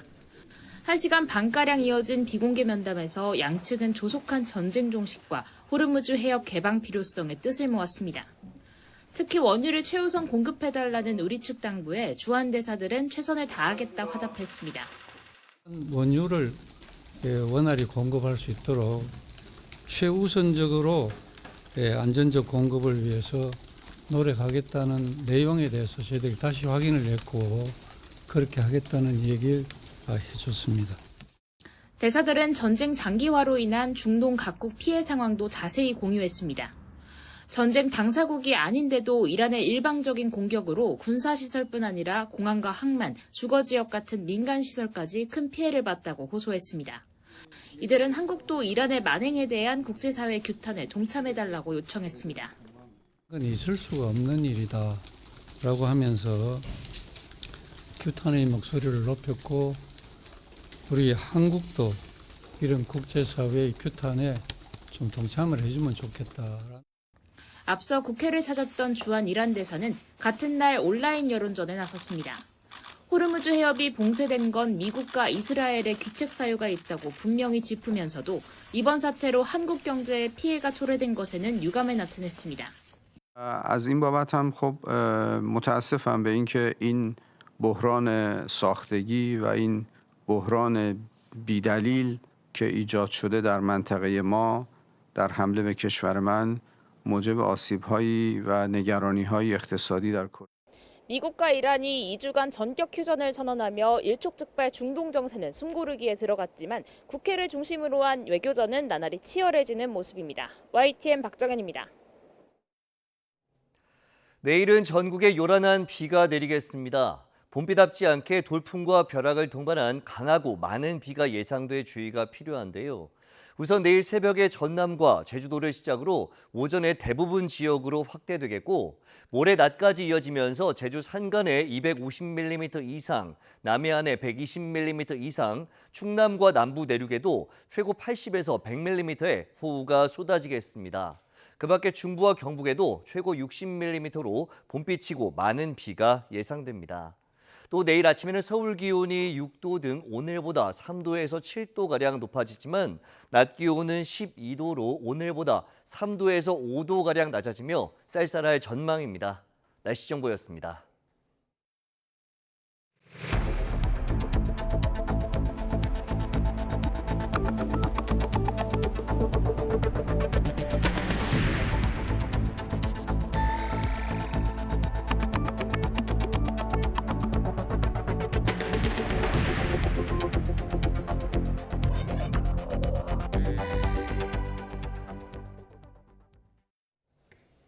트럼프 미국 대통령이 최후 통첩 시한 직전에 중재국의 2주 휴전안을 받아들였습니다. 안팎으로 압박을 받고 있는 트럼프 대통령에게 마땅한 다른 선택지가 없었기 때문이라는 분석입니다. 김잔디 기자입니다.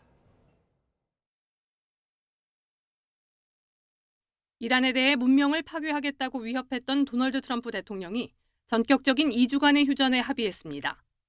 최후 통첩 시한 90분을 남긴 시점이었습니다. 트럼프 대통령의 전격적인 휴전 결정을 두고 전문가들은 다른 대안이 없었기 때문이라고 분석했습니다.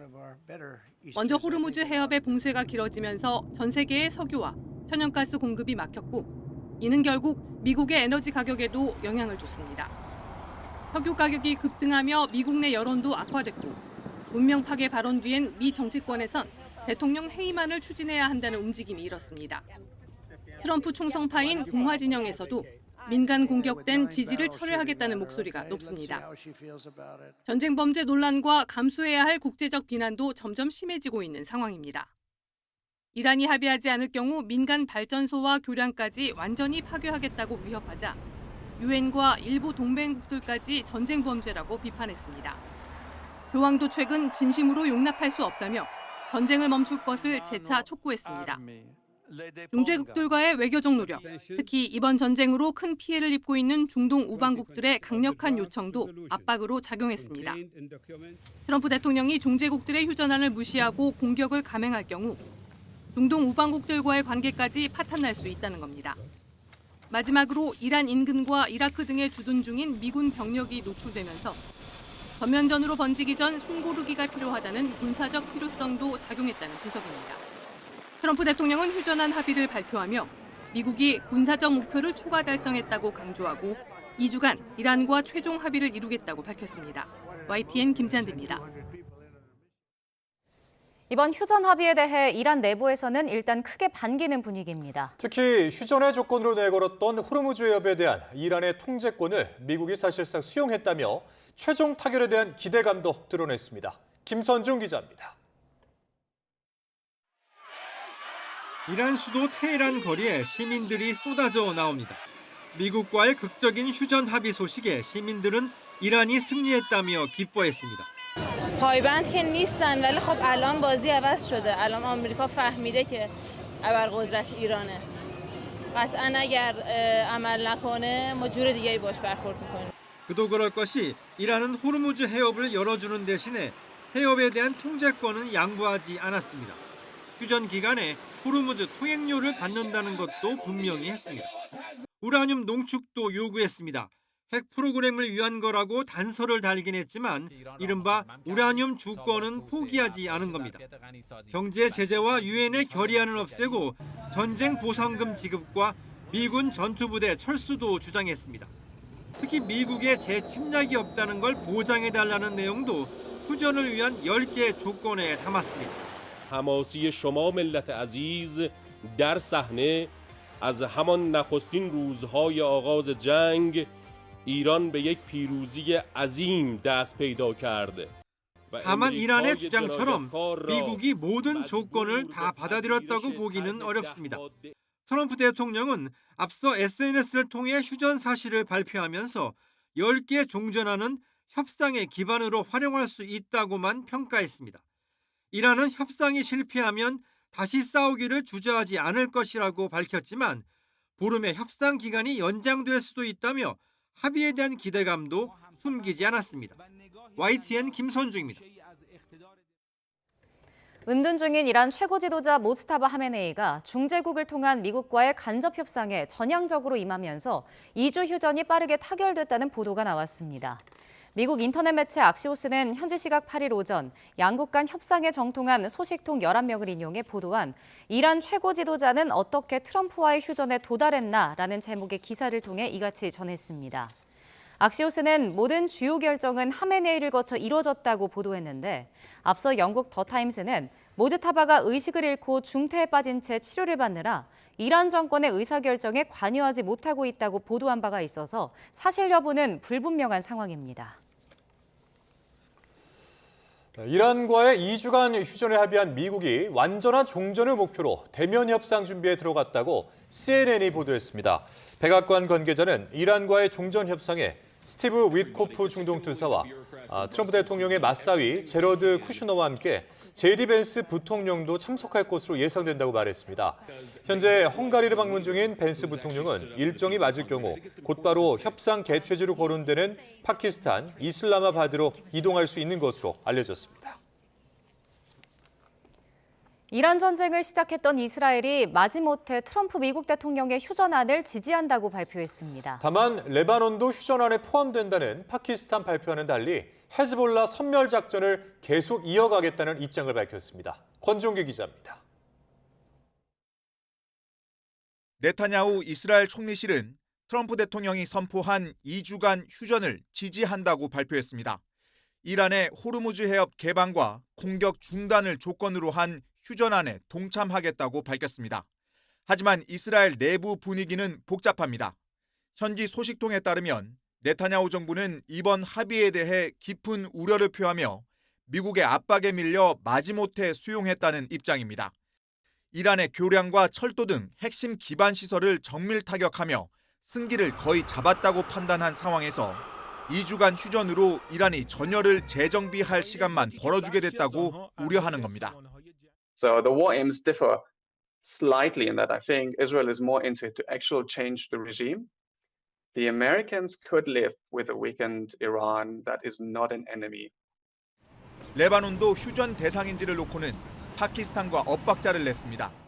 샤리프 파키스탄 총리는 레바논도 휴전에 들어간다고 발표했지만 이스라엘은 레바논 친이란 무장 세력 헤즈볼라를 상대로 한 전투는 휴전안에 포함되지 않는다고 선을 그었습니다. 휴전 기간에도 레바논에서의 군사작전은 멈추지 않겠다는 뜻을 분명히 한 겁니다. 헤즈볼라를 이스라엘 북부 주민들의 안전을 위협하는 실존적 위협으로 규정하고 섬멸작전을 이어갈 것으로 보입니다. 이란과의 휴전도 전략적 후퇴로 받아들이는 이스라엘 입장에선 이란의 작은 움직임이라도 포착될 경우 다시 독자 타격의 방아쇠를 당길 가능성이 여전히 남아 있습니다. YTN 권중기입니다. 2주간 휴전에 합의한 미국과 이란은 오는 10일 파키스탄에서 종전 협상을 이어갈 예정입니다. 휴전 합의 뒤에는 호르무즈 해협 통과를 시도하는 선박이 포착되는 등 개방 신호들이 나오고 있습니다. 중동 현지에 나가 있는 취재기자 연결해 보겠습니다. 안동준 기자. 네, 저는 지금 호르무즈 해협 근처에 있는 오만 무스카트에 나와 있습니다. 네, 오는 10일부터 종전 협상이 시작될 예정이죠? 네, 그렇습니다. 미국과 이란이 2주간 휴전에 동의하면서 이제 종전을 두고 협상이 이어질 예정입니다.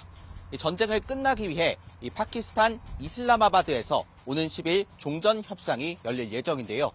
이란은 오는 10일부터 미국과 협상할 것이라고 밝혔고 미국은 완전한 종전을 목표로 대면 협상 준비에 들어갔습니다.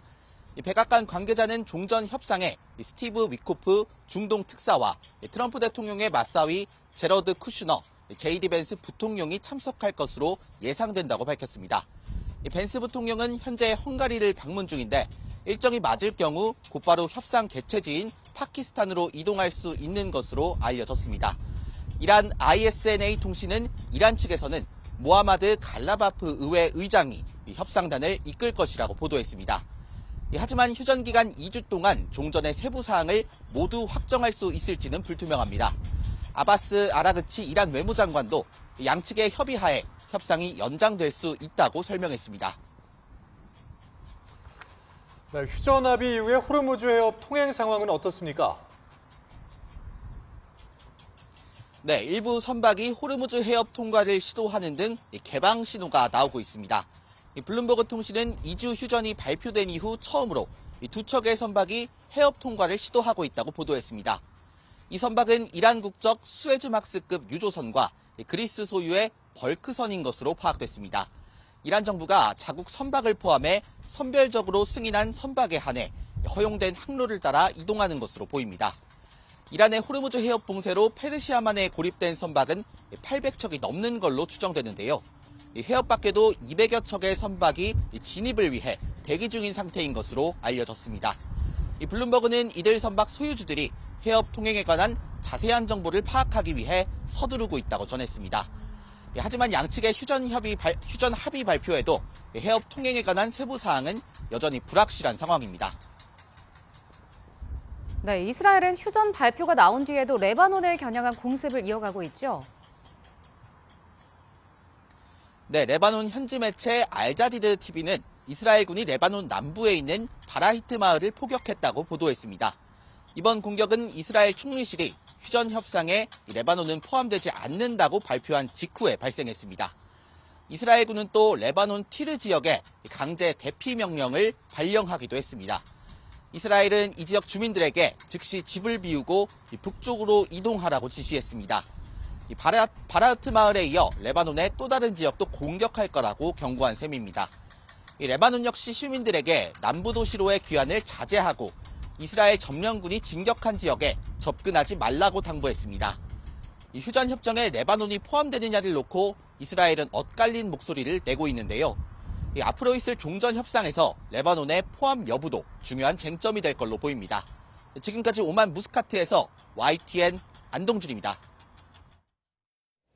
트럼프 대통령이 이란의 호르무즈 해협 통행료 징수 제한을 사실상 수용할 수도 있음을 시사했습니다. 전 세계 물동량이 지나는 공연상에서 통행료를 내라는 이른바 호르무즈세가 현실화되면 세계 경제에도 거센 후폭풍이 예상됩니다. 박영진 기자입니다. 트럼프 대통령은 휴전 발표 직후 소셜미디어에 중동의 황금기가 될 것이다 라는 글을 올렸습니다. 호르무즈 해협 통행 정체 해소를 도울 것이라며 여기서 발생할 큰 수익이 이란 재건의 종잣돈이 될 것이라고 명시했습니다. 이란이 요구해온 호르무즈 통행료를 인정하겠다는 뜻으로 해석될 수 있습니다. 한편 이란 언론은 이란과 오만이 휴전 기간 중 호르무즈 해협을 통과하는 선박에 요금을 부과할 것이라고 보도했습니다. 또 해당 자금은 재건 사업에 사용될 예정이라고 전했습니다. 만약 트럼프 대통령이 호르무즈 통행료를 징수해 재건 비용을 감당하겠다는 이란의 안을 수용한 거라면 국제법상 자유로운 통행이 보장됐던 호르무즈 해협에 일종의 톨게이트가 생기는 셈입니다. 유엔 해양법상 공해의 성격을 갖는 호르무즈 해협에서 통행료를 부과하는 것은 심각한 국제법 위반 논란을 피하기 어렵습니다. 트럼프 대통령은 이번에도 미국이 오랜 시간 지켜온 국제법적 원칙보다 당장의 비용 절감을 위한 비즈니스 논리를 우선시했다는 지적입니다. 미국의 직접적인 재정 지원 없이 이란의 재건 비용을 해결하고 또 그 과정에서 간접적인 수익을 챙기겠다는 계산이 깔린 것으로 보입니다. 트럼프 대통령은 모든 물자가 잘 통과하는지 확인하기 위해 주변에서 계속 지켜보겠다며 미군의 감시하에 운영될 것이라는 점도 분명히 했습니다. 호르무즈 통행료 징수가 현실화한다면 이란으로선 경제 제재로 막힌 숨통을 트게 되겠지만 한국을 포함한 원유 수입국들은 직접적인 비용 상승 압박으로 작용할 수밖에 없습니다. 2주간의 휴전 기간에 통행료 산정 등 구체적인 조건이 조율될 예정인 가운데 중동의 긴장은 일단 돈의 논리 속으로 잦아들고 있습니다. YTN 박영진입니다. 미국과 이란의 2주 휴전 합의의 핵심 조건은 호르무즈 해협 개방입니다. 이란이 생명줄인 호르무즈 해협을 다시 열기로 하면서 일단 최악의 충돌은 피했지만 실효성을 둘러싼 불확실성은 여전한 상황입니다. 김종욱 기자입니다.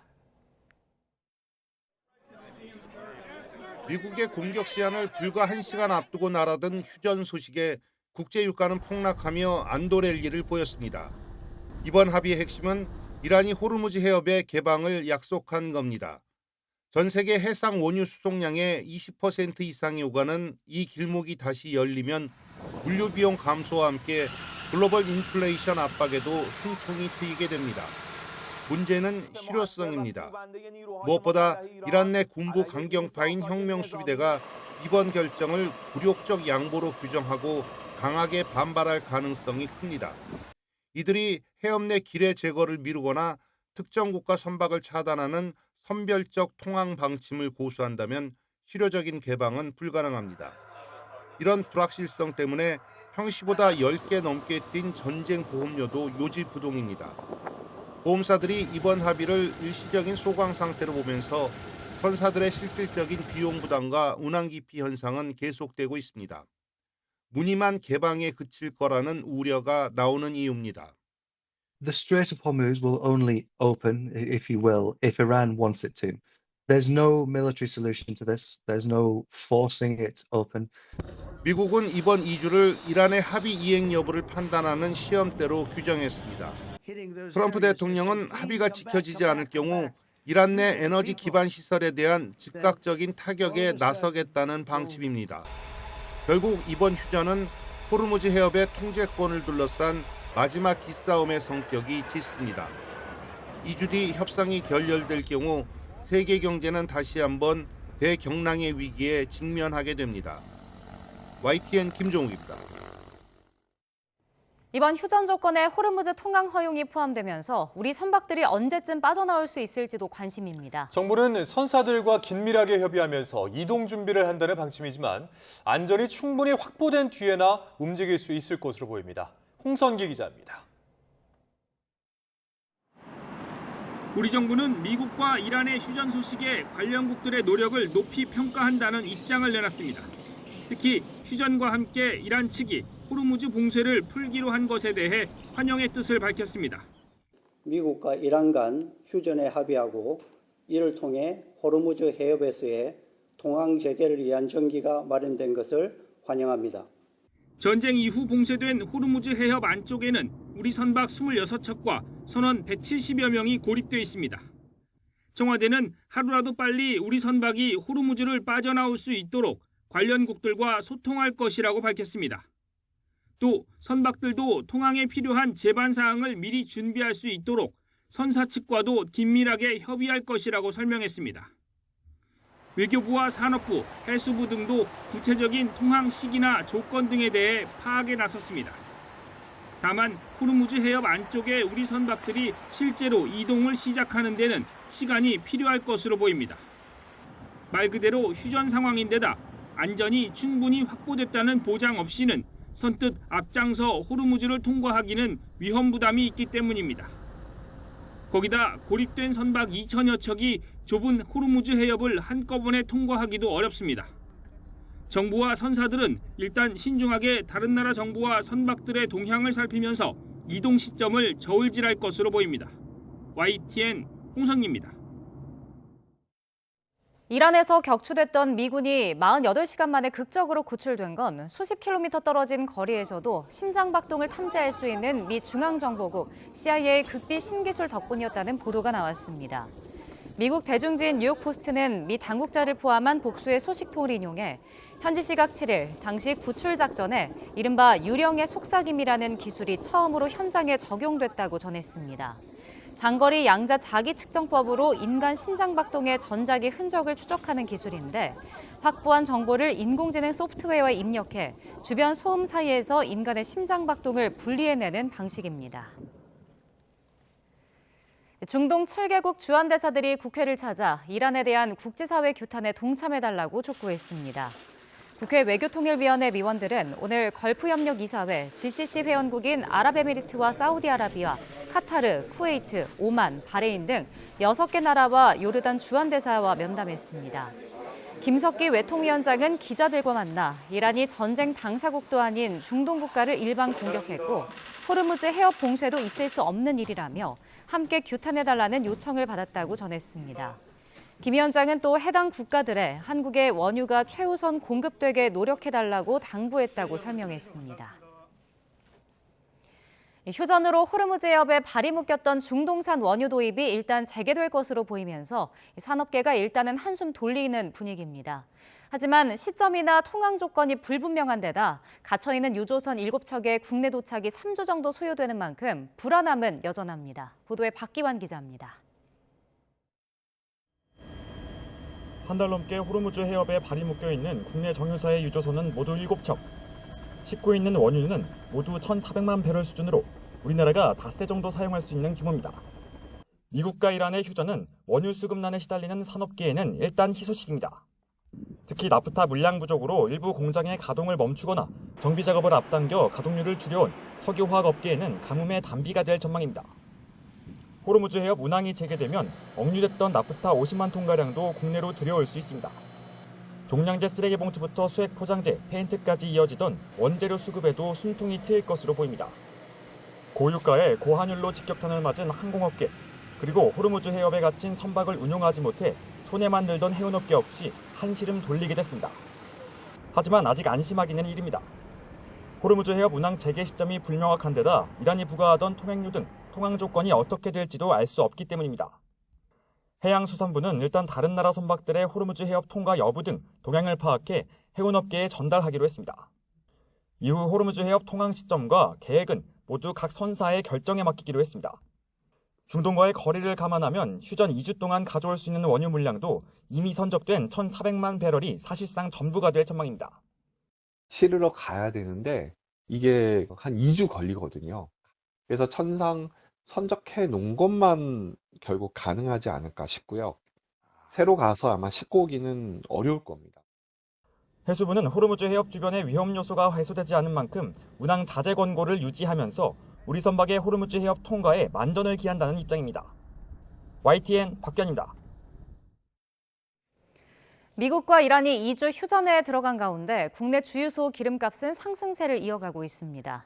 한국석유공사 유가정보 시스템을 보면 오늘 오후 6시 기준 전국 주유소 평균 휘발유 가격은 리터당 1,977원으로 어제보다 9원 넘게 올랐고 같은 시각 전국 평균 경유값도 9원 오른 1,969원을 기록했습니다. 어제 2,000원을 돌파한 서울 지역 주유소 평균 휘발유 값은 리터당 2,013원으로 10원 뛰어 올랐습니다. 미국과 이란이 2주 휴전에 합의하면서 코스피는 매수 사이드카가 발동하는 등 6.9% 가까운 급등세를 보였습니다. 오늘 코스피는 5.64% 상승한 5,804.7로 시작해 상승폭을 키워 6.87% 오른 5,872.34로 장을 마감했습니다. 코스피는 외국인과 기관이 쌍끌이 매수하며 지수를 견인했는데 장 초반 코스피가 급등하면서 올해 13번째 사이드카가 발동되기도 했습니다. 이란 전쟁과 고유가 여파로 오늘부터 전국 공영주차장에서 차량 오부제가 시행됐습니다. 대상 주차장만 3만여 곳에 달하는데 이 시행 첫날 곳곳에서는 혼란이 잇따랐습니다. 김근우 기자입니다. 차 500여 대를 주차할 수 있는 서울 수서역 공영주차장입니다. 곳곳에 승용차 오부제를 알리는 현수막이 걸렸고 입구에서는 안내요원이 직접 번호판을 확인합니다. 전국 공영주차장 3만여 곳에 오부제가 시행된 첫날. 이를 모르고 차를 끌고 나온 시민들은 당혹감을 감추지 못합니다. 기름값 올라갔는데 이제 또 되는 주차장 또 찾아봐야 되니까 교통이 이렇게 수월한 지역도 아니고 차도 많이 막히는데 건물 하나씩 들어가 봐야죠. 운전자들은 입구에 도착해서야 오부제가 시행된 걸 알고 황급히 차를 돌리는가 하면 장애인이나 임산부, 미취학 아동이 탑승한 예외 차량임을 알려 겨우 들어가기도 했습니다. 아기가 있어요. 전통시장이나 주택가 등 여건에 따라 오부제 적용이 예외인 곳도 많은 데다 흔히 쓰는 지도 앱에도 제때 반영되지 않았습니다. 그런 만큼 오부제 적용 여부를 주차장별로 직접 확인해야 해 혼란을 키웠습니다. 예고 뜨는 건 없었어요. 체감이 될 정도로 많이 불편해가지고 뭐 애들 뭐 등원할 때도 진짜 많이 불편하고 이렇게 뭐 어디 놀러 다니기도 많이 불편하네요, 진짜. 대중교통 여건이 부족한 비수도권 주민들의 불편은 더 클 수밖에 없습니다. 지방의 교통 상황에 쉽게 차량 오부제에 동의하기는 좀 힘든 부분이 있습니다. 출퇴근도 힘들 뿐더러 특히 학부모인 고등학생 학부모로서는 아이들의 통학 문제가 가장 큽니다. 에너지 위기 속 전격 시행된 공영주차장 오부제. 사전 준비가 부족했다는 지적 속에 현장의 혼선과 시민 불편은 당분간 계속될 전망입니다. YTN 김근우입니다. 이란 전쟁 여파로 고유가 흐름이 이어지면서 자동차 공업사도 시름을 앓고 있습니다. 차량 도색에 쓰이는 페인트와 오일류 가격 상승이 현실화되면서 소비자 부담도 커지고 있습니다. 오승훈 기자입니다. 작업자가 도색 작업에 앞서 차량 표면을 다듬습니다. 철판 위에 페인트를 뿌려보며 눈으로 색깔을 맞춰봅니다. 이란 전쟁 여파로 원유 공급에 차질이 생기면서 차량 도색에 쓰이는 페인트와 신어 가격이 크게 올랐습니다. 페인트는 원유에서 추출되는 나프타를 이용해 만드는데 나프타 재고량이 급감하고 있기 때문입니다.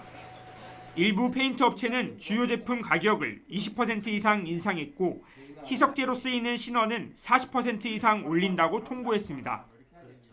공업사 대표는 페인트뿐만 아니라 오일류 가격도 크게 인상됐고 제품 수급에 어려움을 겪고 있다고 말했습니다.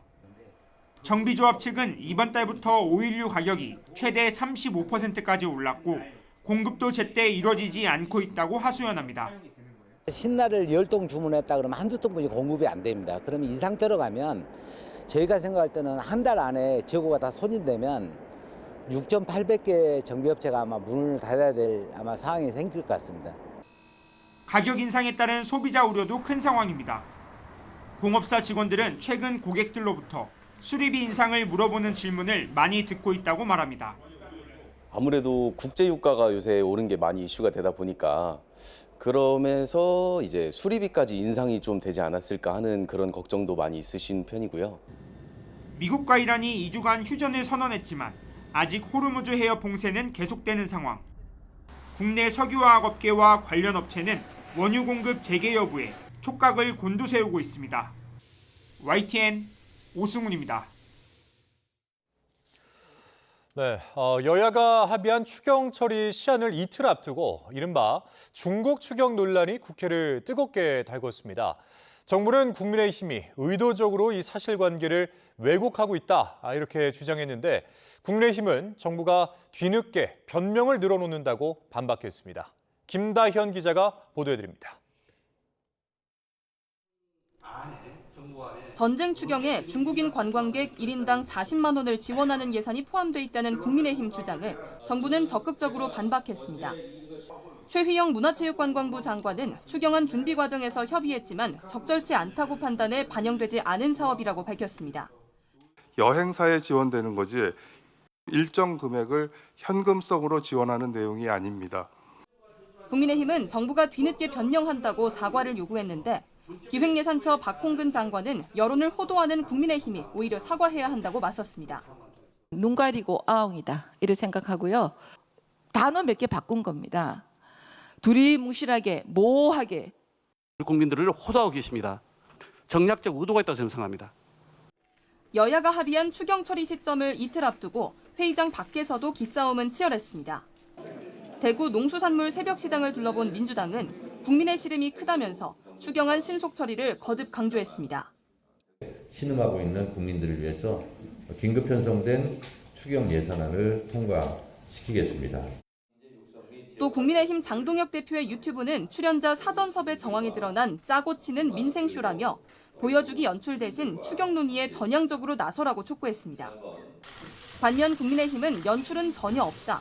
국민 눈높이에서 공감하는 수권 정당 모습을 보여주는 차원이라고 강조했습니다. 이어 전쟁을 핑계로 민생과 상관없는 예산이 포함됐다며 이재명 대통령과의 오찬에서 언급한 짐 캐리 예산을 다시 저격했습니다. 중국인 관광객 짐을 들어주는 사업이 분명히 들어있고요. 민생과 상관없는 추경 사업이라고 지적을 했습니다. 민주당은 거듭 응급 처방 추경을 외치지만 국민의힘은 선심성 매표 행위라고 평가절하하고 있습니다. 국회 증액분만 3조 원에 육박하는 가운데 여야는 세부 항목 감액을 두고 최종 관문인 예결 소위에 돌입합니다. YTN 김다현입니다. 경기 남양주에서 과거에 교제했던 연인을 스토킹하다가 보복 살해한 김훈이 구속 상태로 재판에 넘겨졌습니다. 검찰 수사 과정에서 사이코패스 판정을 받은 김훈은 사전에 철저히 범행을 계획했던 것으로 드러났습니다. 보도에 표정우 기자입니다. 스토킹 살인 혐의로 구속 기소된 김훈은 검찰 수사 과정에서 사이코패스로 판정됐습니다. 진단검사에서 33점을 받아 기준치인 25점을 훌쩍 넘겼습니다. 범행 동기도 일부 확인됐습니다. 피해자를 때려 다치게 한 혐의로 재판을 받고 있는데 피해자가 불리하게 진술할 걸로 예상되자 잔혹하게 살해했다는 겁니다. 범행은 치밀하게 준비했습니다. 김훈은 피해자는 물론 피해자의 지인 차량에까지 평소 알고 지내던 사람을 통해 위치 추적 장치를 부착한 걸로 드러났습니다. 경찰은 최근 위치 추적 장치 설치를 도운 이 남성을 특정해 조사하고 입건했습니다. 김훈은 또 흉기와 드릴 등을 구매하고 피해자의 직장 인근을 사전 답사까지 했던 걸로 조사됐습니다. 김훈을 구속 기소한 검찰은 중형이 선고될 수 있도록 최선을 다하고 유족에 대한 심리 치료와 구조금 지급 등을 통해 실질적인 피해 회복이 되도록 노력하겠다고 밝혔습니다. YTN 표정우입니다. 장모를 때려 살해하고 시신을 여행용 가방에 넣어 하천에 유기한 혐의로 구속된 26살 조재복의 신상정보가 공개됐습니다. 대구경찰청은 오늘 신상정보 공개심의위원회를 열어 범행이 잔혹하고 증거가 충분하다는 이유로 조재복의 신상정보를 공개했습니다. 조재복은 지난달 18일 집에서 50대 장모를 때려 살해한 뒤 시신을 여행용 가방에 담아 아내 최모 씨와 함께 대구 신천에 버린 혐의로 구속됐습니다. 대전 오월드에서 탈출한 늑대가 동물원 밖으로 나간 것으로 확인돼 수색 범위가 도심 일대로 확대됐습니다. 대전도시공사는 오늘 오전 9시 반쯤 대전 오월드에서 늑대 한 마리가 탈출했다고 밝혔습니다. 탈출한 늑대는 2024년에 태어난 생후 2년 된 수컷으로 무게는 약 30kg이고 늑대 사파리에서 땅을 파고 탈출한 것으로 전해졌습니다. 이재명 대통령의 대북 무인기 유감 표명을 솔직하고 대범하다고 평가했던 북한이 이틀간 3차례, 오늘 하루에만 2차례 탄도미사일을 발사했습니다. 한국이 가장 적대적인 적수국가란 점은 누가 무슨 말을 하든 변하지 않는다며 관계 개선 기대는 희망 섞인 해몽이라고 깎아내렸습니다. 보도에 나혜인 기자입니다. 북한이 강원도 원산 일대에서 하루 2차례 탄도미사일을 쏘아 올렸습니다. 오전에 동해상 240km 지점으로 여러 발, 오후엔 한 발을 700km 이상 날려보냈는데 모두 우리나라가 사정권인 북한판 이스칸데르 KN-23으로 추정됩니다. 북한은 하루 전에도 평양 인근에서 탄도미사일로 추정되는 발사체를 쐈지만 발사 직후 소실된 것으로 전해졌습니다. 발사 실패에도 이틀 연속 무력 시위를 벌인 건 북한의 대남 적대 기조에 변화가 없음을 강조하려는 의도란 해석이 나옵니다. 앞서 북한 내 대남통인 장금철 외무성 일부상은 관영 매체를 통해 이재명 대통령의 무인기 유감 표명에 대한 김여정 노동당 부장의 담화를 우호적으로 읽는 건 희망 섞인 해몽이라고 일축했습니다. 이 대통령이 솔직하고 대범한 자세를 보여줬다는 김정은 위원장 언급을 남북 정상 간 간접 소통으로 해석한 우리 정부 평가를 깎아내린 겁니다. 담화의 핵심은 분명한 경고라며 가장 적대적인 적수 국가라는 한국의 정체성은 무슨 말과 행동을 하든 변할 수 없다고 강조했습니다. 이재명 정부가 이번 사태를 외교적 성과로 선전할 수 있는 기회를 원천 차단하고 한반도 정세의 주도권이 자신들에게 있음을 대내외에 각인시키려고 하는 의도가 명확해 보입니다. 청와대는 북한을 향해 유엔 결의 위반인 탄도미사일 발사 도발을 즉각 중단하라고 촉구했습니다. 또 비난과 모욕적 언사는 한반도 평화 안정에 도움이 안 된다며 평화 공존을 향한 노력에 호응하기 바란다고 밝혔습니다. 국가안보실은 긴급 안보 상황 점검 회의를 열고 중동 정세를 고려해 대비태세 유지에 더 만전을 기할 것을 관계기관에 지시했습니다. YTN 나인입니다. 중국 왕이 외교부장이 1박 2일 일정으로 북한을 방문한다고 조선중앙통신이 보도했습니다. 통신은 외무성의 초청에 따라 왕이 외교부장이 내일부터 이틀 동안 북한을 방문한다고 전했습니다. 다만 방문 목적 등에 대해선 구체적으로 언급하지 않았는데 최선희 외무상과의 양자회담과 김정은 국무위원장 예방 등이 예상됩니다. 또 다음 달 트럼프 미국 대통령이 중국 방문을 앞둔 만큼 관련 논의가 이뤄질지도 주목됩니다. 네, 국회 법제사법위원회가 민주당 주도로 대북 송금 사건을 수사한 박상용 검사를 위중 혐의로 고발하기로 했습니다. 감찰과 직무배제에 이어서 압박 수위를 높이는 건데 여당은 추가 징계와 탄핵 소추까지 거론했습니다. 박희재 기자입니다. 조작기소 국정조사 특위와 여야 의원 면면이 비슷한 국회 법사위에서도 박상용 검사 이슈는 블랙홀 같았습니다. 민주당은 박 검사가 이른바 회유 녹취록에 항변하면서 각종 방송에 출연한 행위가 공무원의 정치 중립 위반이라며 직무정지 이상의 징계, 나아가 탄핵까지 해야 한다고 직격했습니다. 윤석열이가 대통령 할 때 뭐라고 했냐면은 정치적 목적으로 수사를 하면 깡패지 검사냐? 박상용은 깡패라고 보는데. 반면 국민의힘은 박상용 검사 입장문에 구구절절 틀린 말이 있느냐면서 대법원 확정 판결에도 거듭 문제 삼는 건 결국 이재명 대통령 죄지우기라고 일축했습니다. 일련의 모든 게 결국 하나, 대통령 대북 송금 사건의 죄지우기, 이걸로 일관이 된다. 여야의 평행선 속에 법무부 수장은 대통령과 개인적 관계 때문에 오해를 받을까 봐 중심을 잡고 있다고 주장했습니다. 오해를 받을까 봐 더 엄격하게 공정성과 중립성과 객관성을 유지하려고 최선을 다하고 있습니다. 박상용 검사가 지난해 국정감사 때 했던 발언도 도마 위에 올랐습니다. 당시 이재명 대표를 공범으로, 그러니까 주범으로 엮으려고 한 사실이 있냐라고 해서 없다라고 이렇게 거짓말을 했습니다. 연어회? 그게 뭐 우리는 엄청나게 비싼 줄 알았어요. 한 10만 원짜리 되는 줄 알았어요. 그랬더니 무슨 갈비탕 뭐 가격보다도 싸다고 그러더라고요. 그거 하나 먹고 의증을 했어요? 당시 발언 영상까지 틀며 경론을 벌인 끝에 법여권은 박 검사를 국회 증언감정법 위반, 즉 위증 혐의로 고발하기로 했습니다. 증인 고발의 건을 배부해드린 자료와 같이 의결하고자 하는데 이의 없으십니까? 이의 없으시면 가결되었음을 선포합니다. 여야 국조특위는 내일 수원지검 1313호 현장 조사에 나섭니다. 여권은 이른바 연어 술파티 의혹에 대한 철저한 현장 검증을 예고했는데 국민의힘은 분, 초까지 따지는 시연을 통해 허구성을 증명하겠다고 맞서고 있어 치열한 현장 공방이 예상됩니다. YTN 박희재입니다. 더불어민주당이 험지 대구를 찾아서 김부겸 전 국무총리 띄우기에 주력했습니다. 국민의힘에선 무소속 출마를 저울질하던 주호영 의원이 거취 판단을 유보한 가운데 교통정리에 헤매는 모습입니다. 임성재 기자의 보도입니다. 이번엔 대구 새벽시장입니다. 민주당 정청래 대표는 김부겸 전 총리와 딸기 카트를 밀고 형님 먼저 아우 먼저 귤을 먹여주며 보수의 심장을 공략했습니다. 김부겸 우리 총리님 원하는 거 있으면 뭐든지 다 해드림 센터장이 제가 되려고 합니다. 안 해주면 내가 별로 불평나 그렇지 않나? 정 대표는 김 전 총리를 제2의 노무현이자 이재명으로 평가하며 잃어버린 대구를 되돌릴 유일한 필승 카드라고 소개했습니다. TK 통합과 미래 모빌리티 산업 선도도시 등 여당 프리미엄을 앞세운 청사진도 공개했습니다.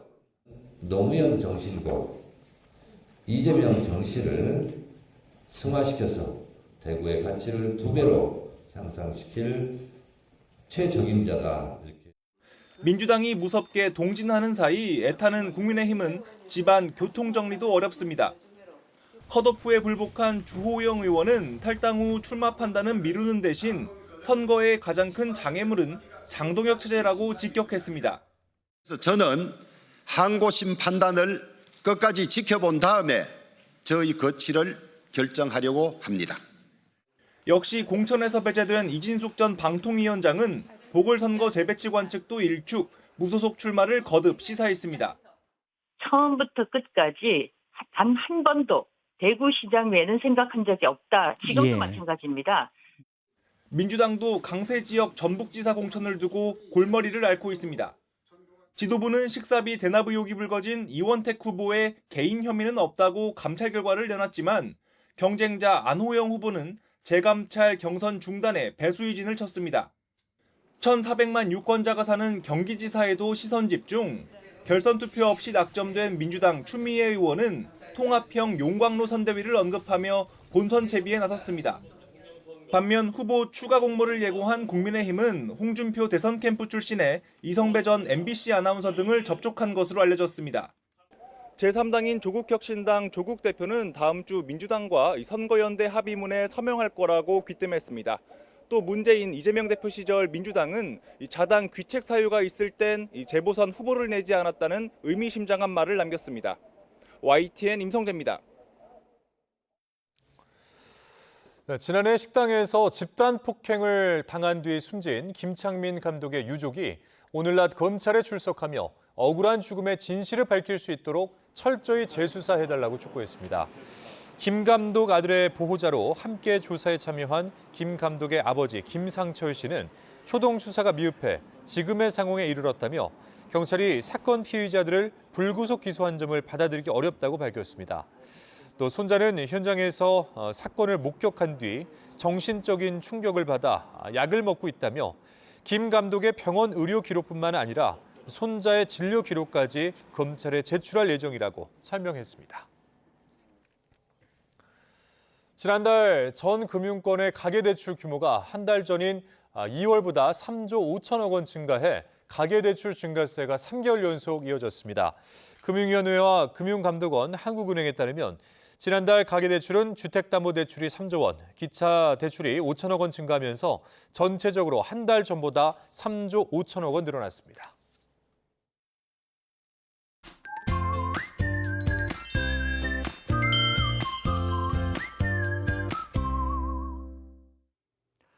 오늘은 맑은 날씨 속에 낮부터 따스함이 감돌았습니다. 하지만 내일은 날씨가 급변합니다. 네, 우선 비구름이 유입되면서 오전에는 전국에 비가 오겠고 돌풍과 벼락을 동반하면서 요란하게 내리겠습니다. 여기에 양도 많습니다. 모레까지 제주 산간에 250mm 이상, 남해안과 지리산 부근에 120mm 이상의 호우가 쏟아지는 가운데 시간당 30mm 안팎으로 매우 강하게 집중되겠습니다. 그 밖에 남부지방에도 30에서 100mm의 여름처럼 많은 비가 오겠고요. 중부지방에도 10에서 60mm로 봄비치고 많은 양이 예상됩니다. 또 서울 아침 기온이 6도 등 아침에는 오늘보다 기온이 높아지겠는데요. 반면 낮 기온은 서울 12도, 대구 16도, 광주 18도 등 오늘보다 3에서 5도가량 낮아지며 한낮에도 쌀쌀하게 느껴지겠습니다. 모레 낮이면 비가 대부분 그치겠고 이후 주말에는 맑은 날씨 속에 다시 기온이 크게 오를 전망입니다. 이렇게 날씨와 기온 변화가 커지면서 감기에 걸리는 아이들이 늘고 있는데요. 만약 기미칠 붓는 증상이 있다면 감기가 아닌 볼거리를 의심해봐야 합니다. 맞습니다. 볼거리는 역류하나 초등학교 저학년 어린이에게서 흔하게 나타나는 질병인데요. 호흡기 분비물이나 환자가 사용한 물건을 만졌을 때 감염될 수 있습니다. 볼거리에 걸린 경우 충분한 휴식과 수분 섭취가 증상 완화에 도움이 되고요. 감염이 의심된다면 등원과 등교를 시키지 말고 바로 병원을 방문하는 것이 좋습니다. 그리고 접촉한 물건들은 꼼꼼히 닫고 소독까지 해주시는 것이 좋겠습니다. 날씨 캔버스의 김수연, 이혜민이었습니다. 이상으로 YTN 뉴스 플러스 마칩니다. 잠시 후에는 뉴스케어 오후 8시 뉴스가 방송됩니다. 함께해 주신 여러분 고맙습니다.